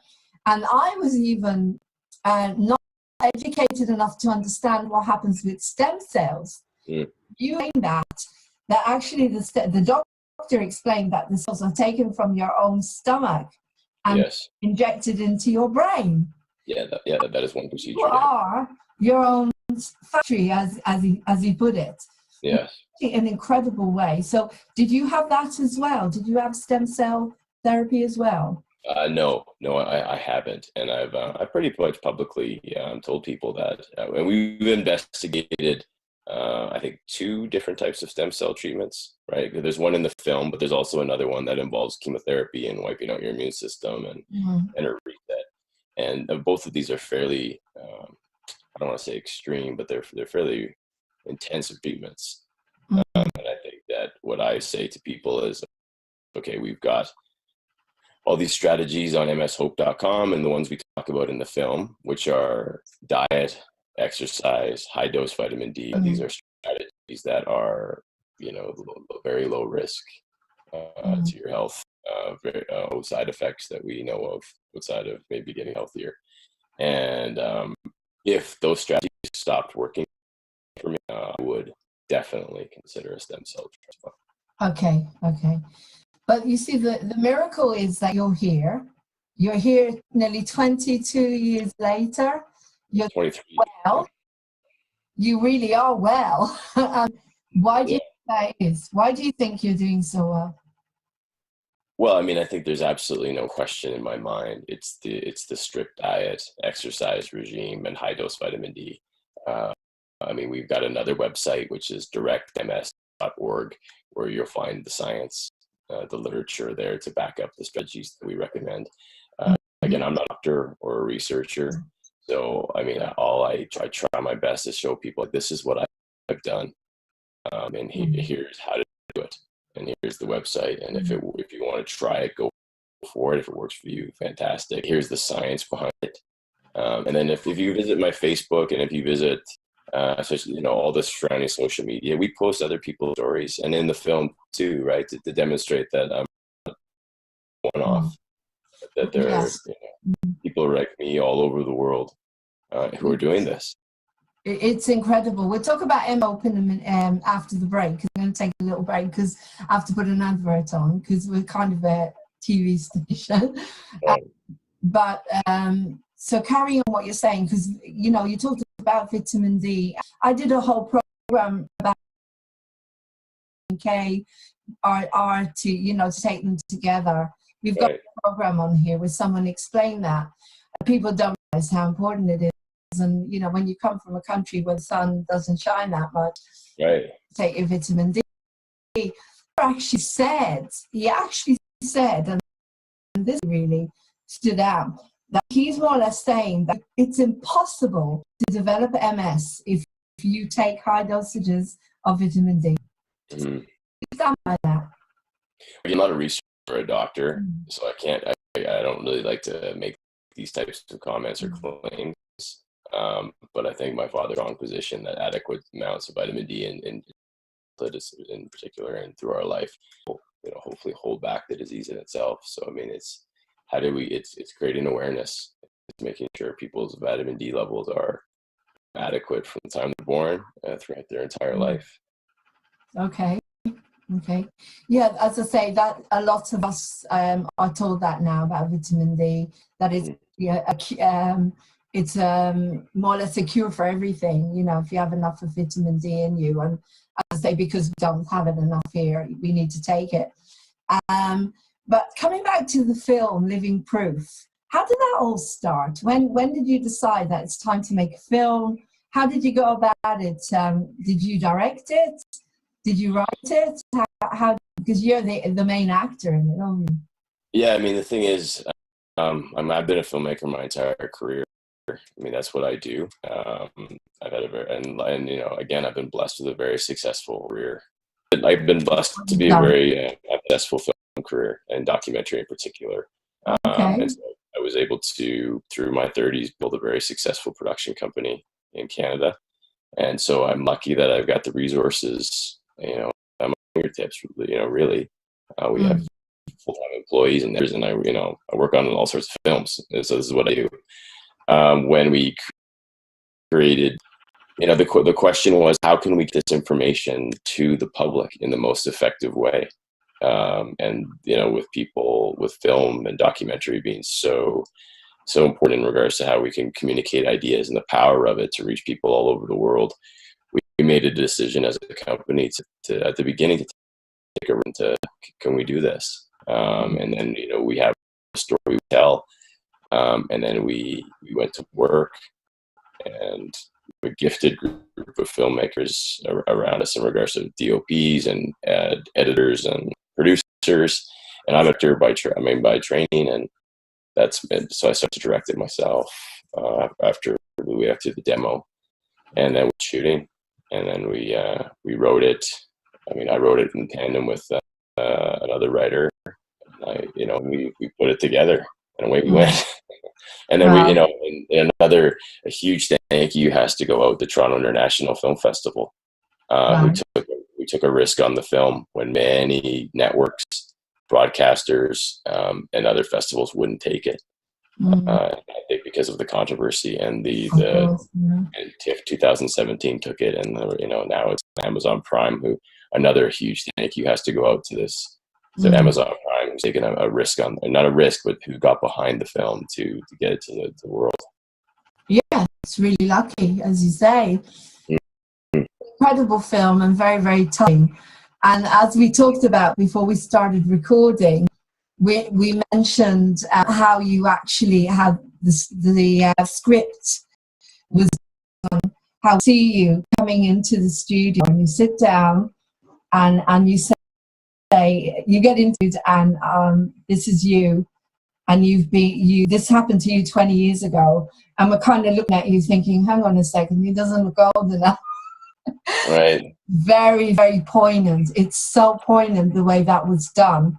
And we look at you and we see this incredibly healthy person who was diagnosed 20 years ago with MS, and people are like, wow, how does that happen? Because we don't, the general public, you say MS, all they can see is people that are deteriorating, people that are ending up in wheelchairs, people that are becoming getting sicker and sicker.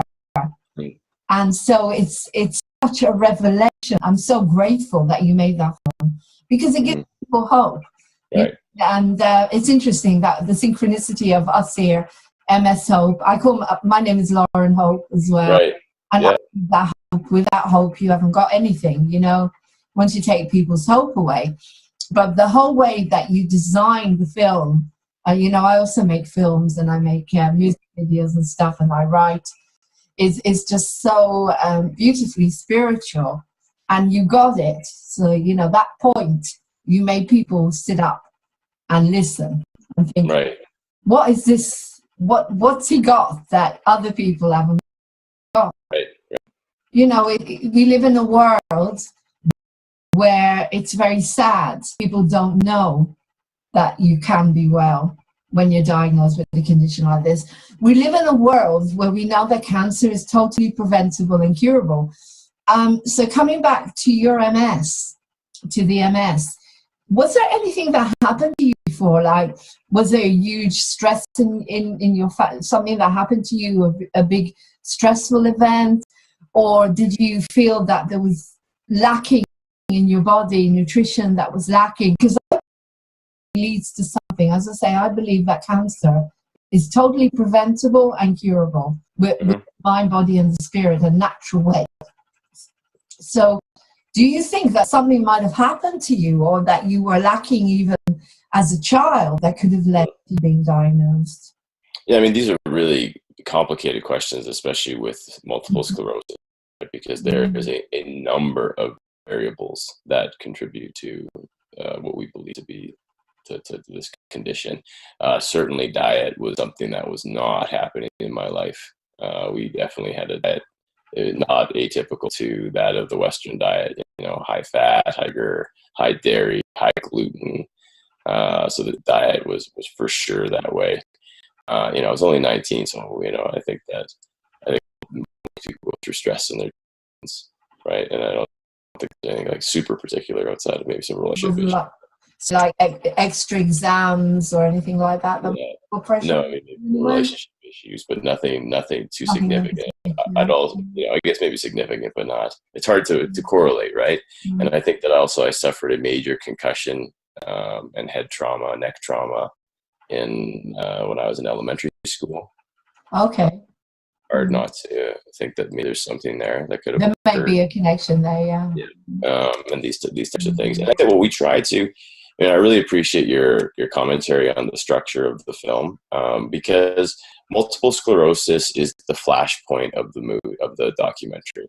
And what we tried to do is structure the film so that anyone who's diagnosed with any disease is going to be able to relate to the journey.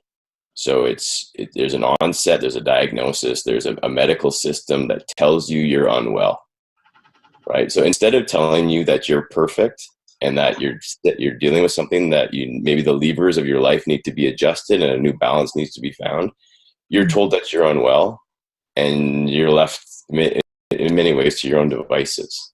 And I think that in that trauma and that kind of awakening for people, that's, we try to show that journey of going out there to find hope and all the roadblocks that people will encounter. If it's MF, it's Parkinson's, Alzheimer's, cancer, it's a similar process. Yes. And that's what the film is trying to teach people, that you need to be an advocate and you need to go out there and search for answers and hope. And that that's the journey. And the question is, can be made off. We try to tell people, follow the money. And I think that hopefully the hope that and the joy that with the strategies we're giving this away for free. And I'm not making any money on this, and we're trying to hear things to do. And yes, no question, the food and the supplements are going to cost money, but what do you have to lose? Yeah. No, it's a real education for people. And to watch that film, as you said, it gives people so much hope, in the words. But it's showing people there is another way. And you are giving proof. The whole thing, the name, everything about it. Now, again, I believe totally what you're saying about the diet, because we hear this all over the place. Because the body needs oxygen. I think, one of the reasons that a lot of people are actually benefiting from oxygen, and it helps the nervous system, it helps with pain levels. And they are offering here in the UK, in the MS centres. I don't know if they do that in where you are in Canada, but we can actually pay. Well, it's a bit sad that you've got to pay something like $50 for an hour to breathe pure oxygen, because we don't have it anymore to breathe in our world. Everything is so polluted. But obviously, when you go onto a really healthy diet, you give your body a chance to breathe. Right. People don't seem to understand that. We're just like a plant, You keep rubbish into a plant, you're going to kill it. So it makes perfect sense. So just before we take a break, what is, say, your daily diet? So what would you eat, for example, over the day? Well, it's fairly basic. I'll start my day with almost every day with a fruit smoothie, like a fruit shake or something like that. And then maybe a little bit of protein. And then it's normally a salad for lunch with a little bit of protein as well. And then again... do you eat meat and fish? Or you're not a vegan? No, not a vegan at all. Yeah. And then in the evening, also very similar. I may add more rice as a grain, but not always. And then it's fairly consistent. But I feel like I don't feel like I'm being deprived of anything really. Okay. You freeze up. I mean, you have gluten-free food, gluten-free, and quite honestly, I think gluten-free food is actually worse. At all, some of it is just so bad. But if you want a bit of, a little bit of a treat, that's right. sometimes, then it's better than nothing at all. Okay, we're going to have a little break, and when we come back, I want you to tell me about MS Hope. Is it a charity? Did you form a charity with it, or is it just an organization first? Well, MS Hope, I mean, there's two parts here, because there's one where my parents have a charity, and that's Direct MS, and that's their charity. But MS Hope is more or less, it's a free resource of information. Okay. So we don't take any money, we don't have any salaries, people don't paid. It's my volunteer time to do it. My production company is able to create a lot of the assets for it. And there's a big infrastructure behind it. But there's like me and two other people who help me on the online stuff, and then my parents who my dad helps me vet scripts and stuff like that. Right. It's just people all over the world. Like it's incredible. So I'm going to take a quick break. So everybody go out and have a healthy smoothie, or if you do have milk, have coconut milk or they do a fantastic oat milk chocolate, but then that's got a bit of sugar in it, But occasionally it's good that if you can have a little bit, if you're not suffering too much. But anyway, we'll be back in a minute. Just going to put an ad on, and then we'll be back. Great. In a minute.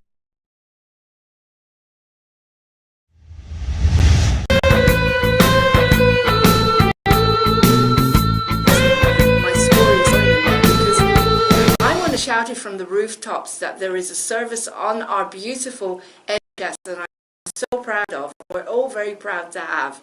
It's free, guys. And you know what? When I ask someone, do you know what a therapeutic community is? They'll go blank. Nobody knows it even exists. So I'm here to tell you that if you know anyone, one of your colleagues, your friends, or family, or yourself, and that label, borderline personality disorder, be as someone told they wouldn't take medication. Ask them, can I please try what Lauren tried?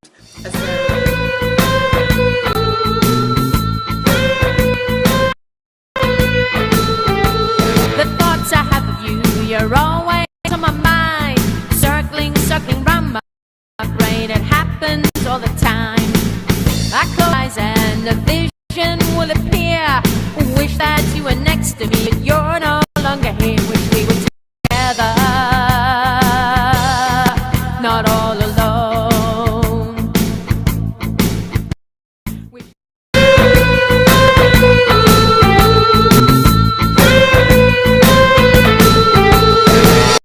The thoughts I have of you, you're always on my mind, circling round my brain. It happens all the time. I close my eyes and a vision will appear.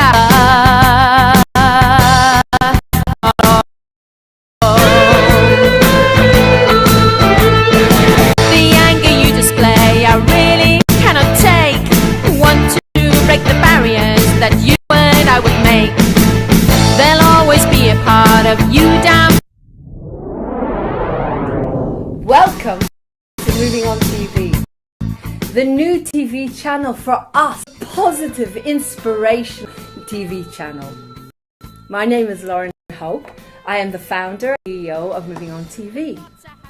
No one is ordinary. We're all special, unique, wonderful beings. We're all celebrities with our own talents and strengths and dreams. Come on board Moving On TV, the new positive channel, the channel that gives you peace. Come and work on our media. Cameramen, editors, anyone who wants to work with us, and sponsors, organic makeup and organic products that are for the environment and the human race. Don't get depressed. Come on board Moving On TV. See you soon. Bye.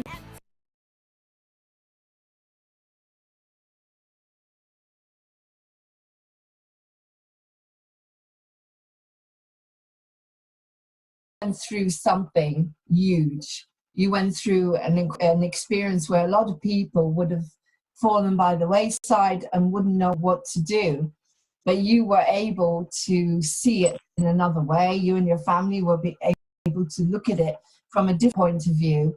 You were able to find other answers, to do research, and to go out there and help a lot of people.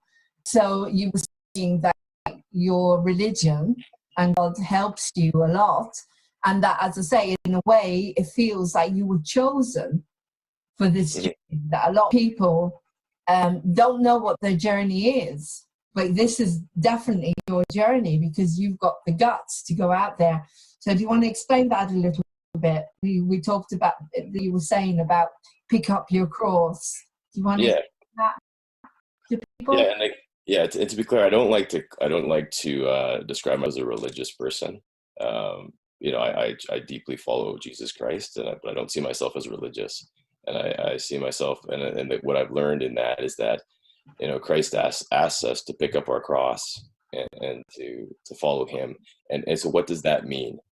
That means we have to pick up our suffering, embrace our suffering, and to follow him, which defines himself as the truth. So you stand up and you tell the truth. So, I mean, I believe that can be applied to most of our lives. And so what is our suffering? Okay, accept it. You can help yourself and help others by finding the truth in it and speaking it to other people. And that's, you know, it took me a long time to figure that out. But once I did, it's been incredible to watch other people reach out. And like, once I've told my story and if you watch the film, there's a significant amount of suffering in the movie.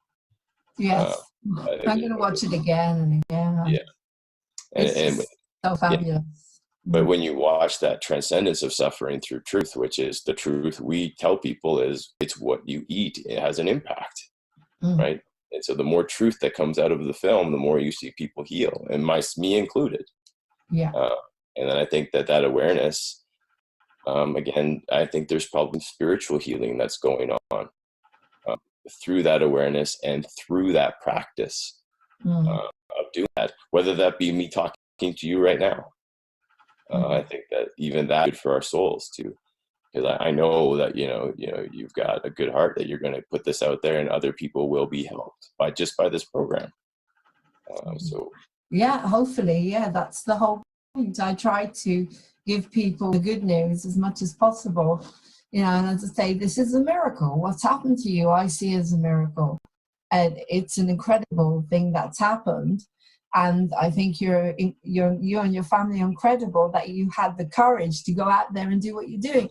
I mean, I got to a point in the film where you were being harassed, where you were being more or less threatened, sued, everything.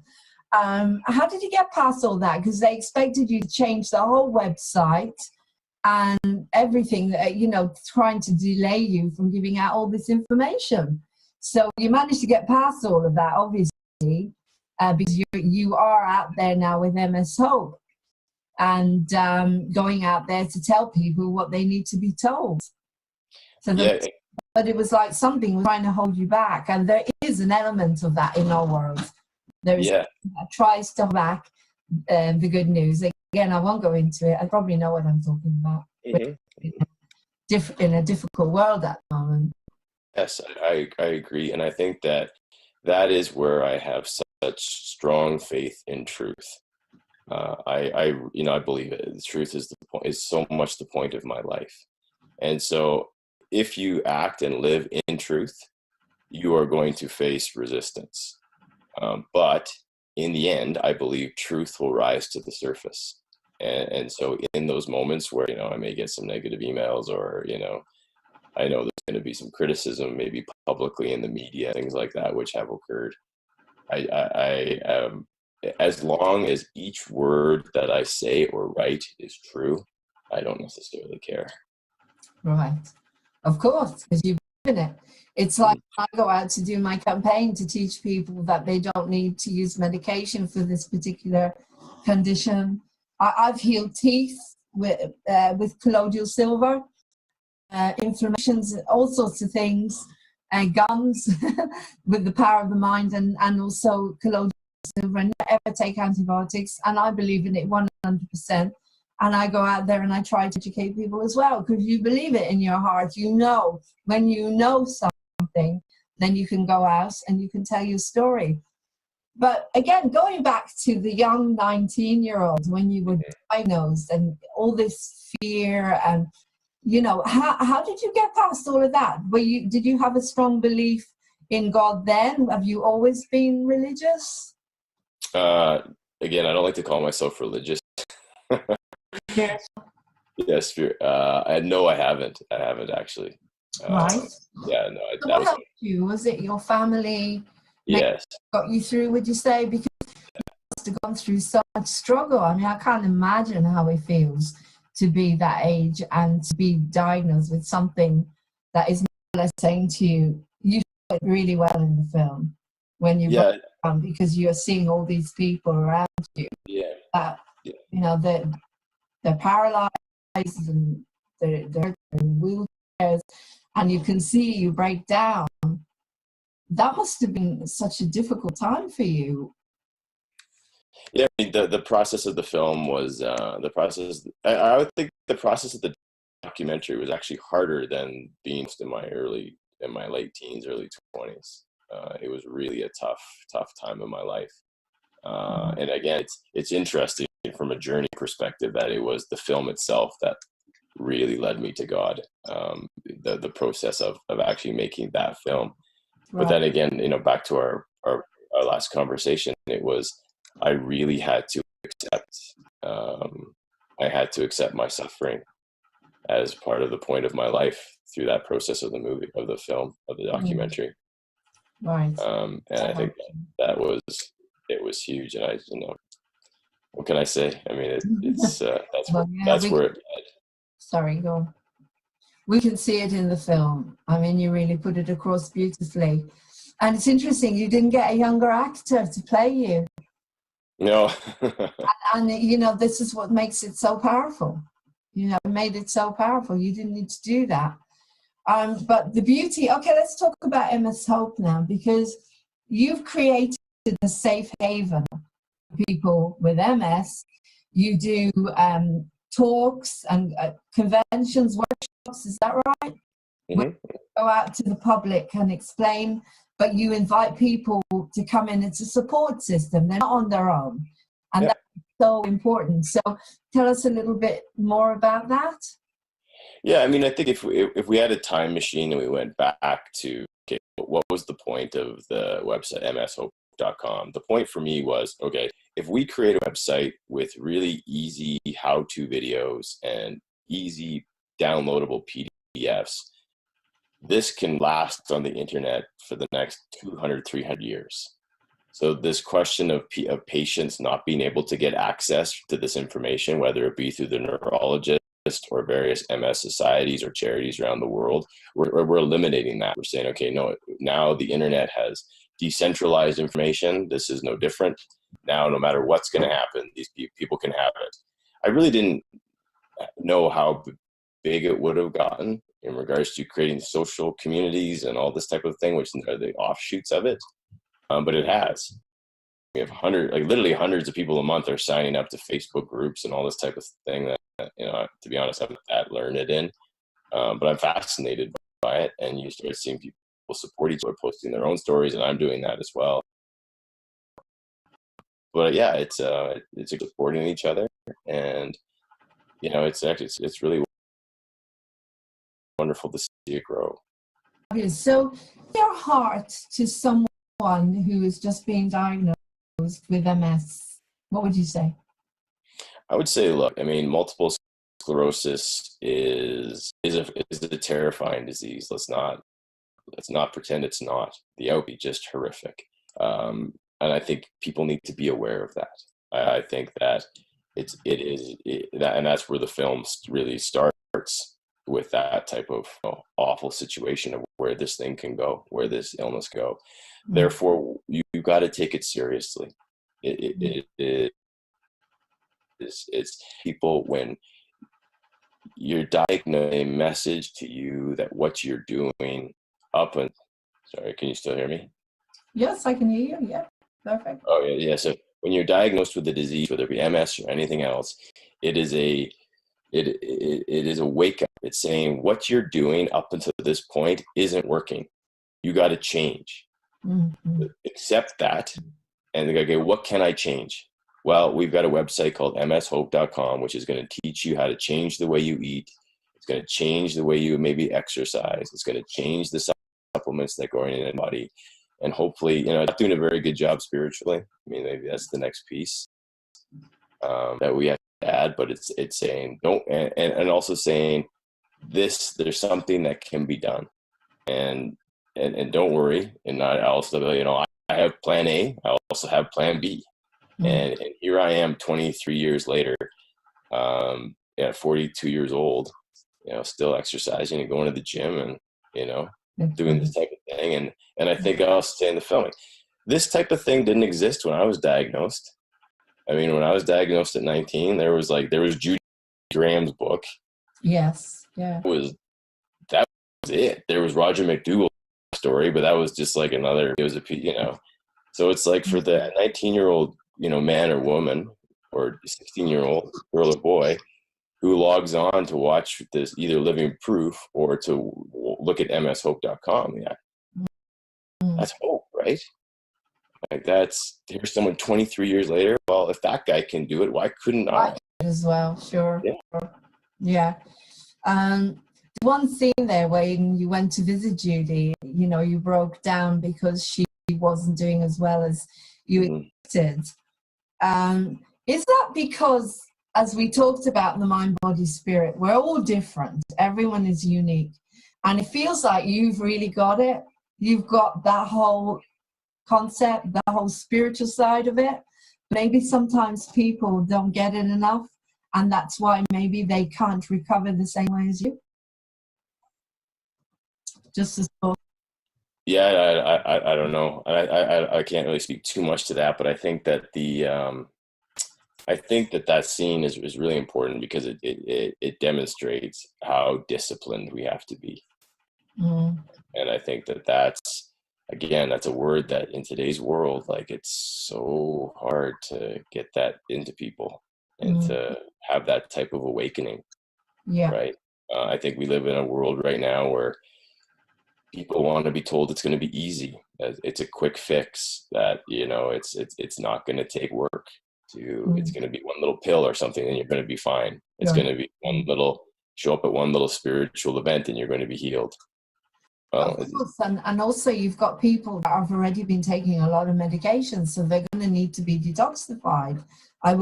Their body would have to be detoxified first before things to take effect. You were lucky. You went straight into it. Right. So, most people who come to you, is that how people come to you, when they've already tried a lot of other things? Because I wouldn't take medication, but a lot of people, that's how they are, and they're full of fear. The first thing they do is they'll go to the doctor and they'll follow the protocol.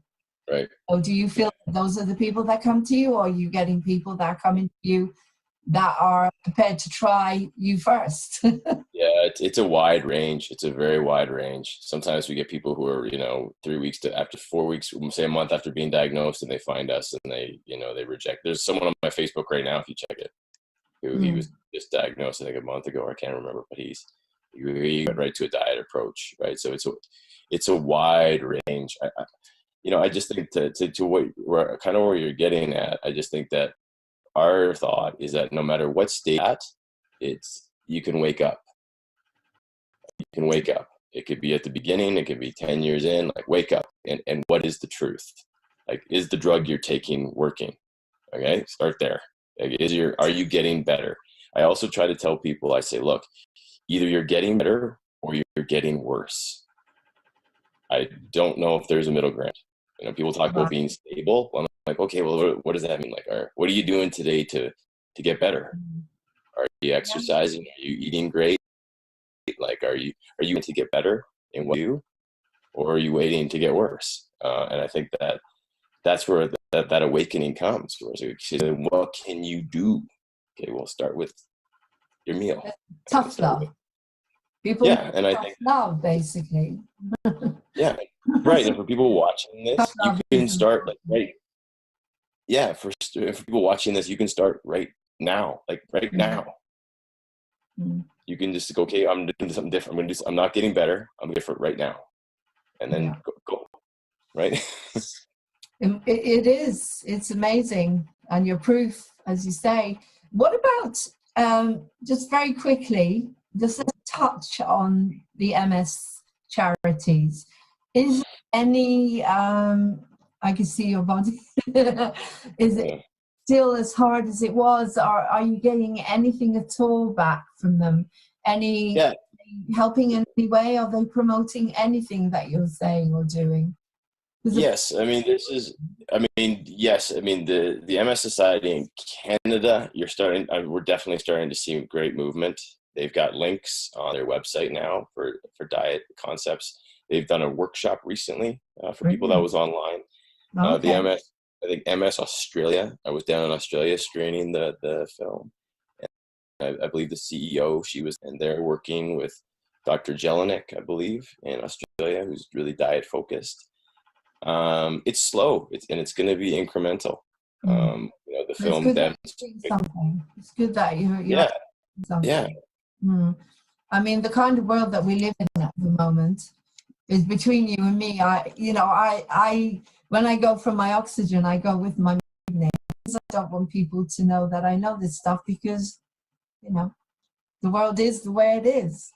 So there's not much I can do at the moment with the centres here in the UK, but we will get this out as much as possible to people, you know, on social media and everything. Okay, just so before we finish, just how do people get in touch with you? Yeah, I mean, I'm really easy to get a hold of. Okay. As you found out, right? As you found out. I mean, again, I try to really break this concept of, like, you know, this ivory tower idea that we're not approachable. Like, my email is literally on the website. I try to get back to almost I try. I mean, obviously I fail. There's probably people out there like, I know I can't. I try, or I forward it to my dad if it's a question I can't answer. So it's matt@mshope.com, or through my Facebook. I try to get back to people if they have questions. M-A-T-T, Matt at mshope.com is your email. Okay. Is that the best way to call you? Because I found you, I emailed you, you got back to me straight away. I was amazed at how quickly you got back to me. It was like within an hour. I was thinking, wow, this has got to happen. We've got to do this interview.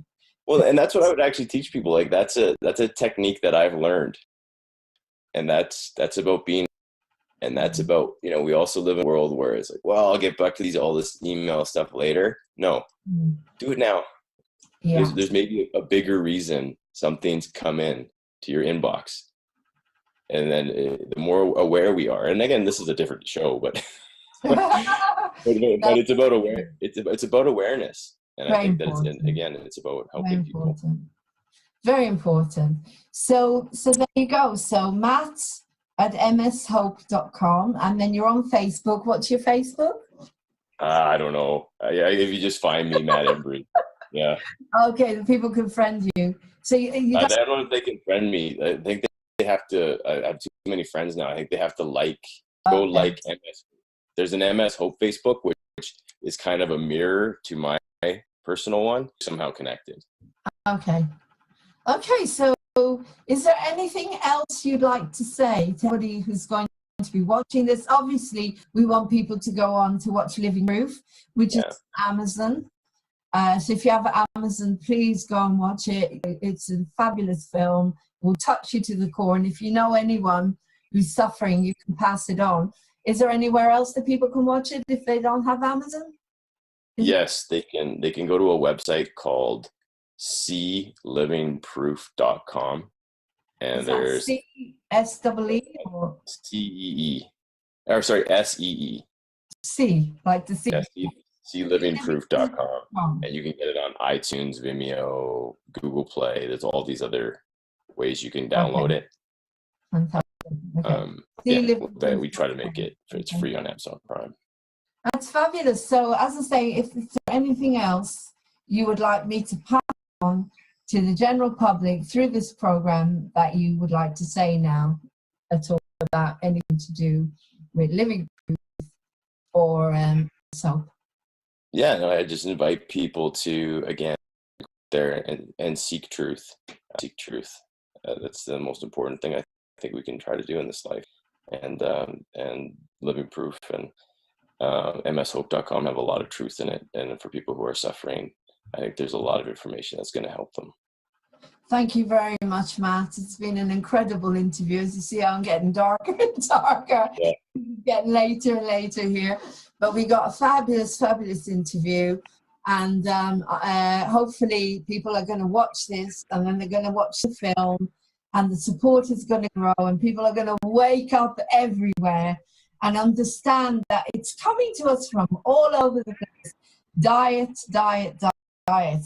No gluten, dairy, no sugar. These are the things that we need to cut down on. They also say that the things that are good for us is what we don't like bitter foods, like, apricot kernels for preventing cancer. Bitter things that we don't like. People are so conditioned to sugar and to things. Right. So thank you so much. Please give my love to your wonderful family. Thank you. It was extraordinary to watch the support and the love that you have. And so thank you very much for the interview. And I'm going to sign off here now from Moving On TV. And have a beautiful day and stay well. And you want to see more and more people doing as well as you. So thanks so much. Take care. Thank you. Bye-bye. Guys, for watching that incredible moving interview with Matt Embry. Please go and watch Living Proof as soon as possible. You'll be amazed. And if you have a fantastic story to tell, we're here for you. We want your stories. Please contact me, Laurene, Lauren with an E, I'm Moving On TV .uk, or you can call me on 07437 53298. Bringing the whole back into our lives. Take care now. Thank you. Bye.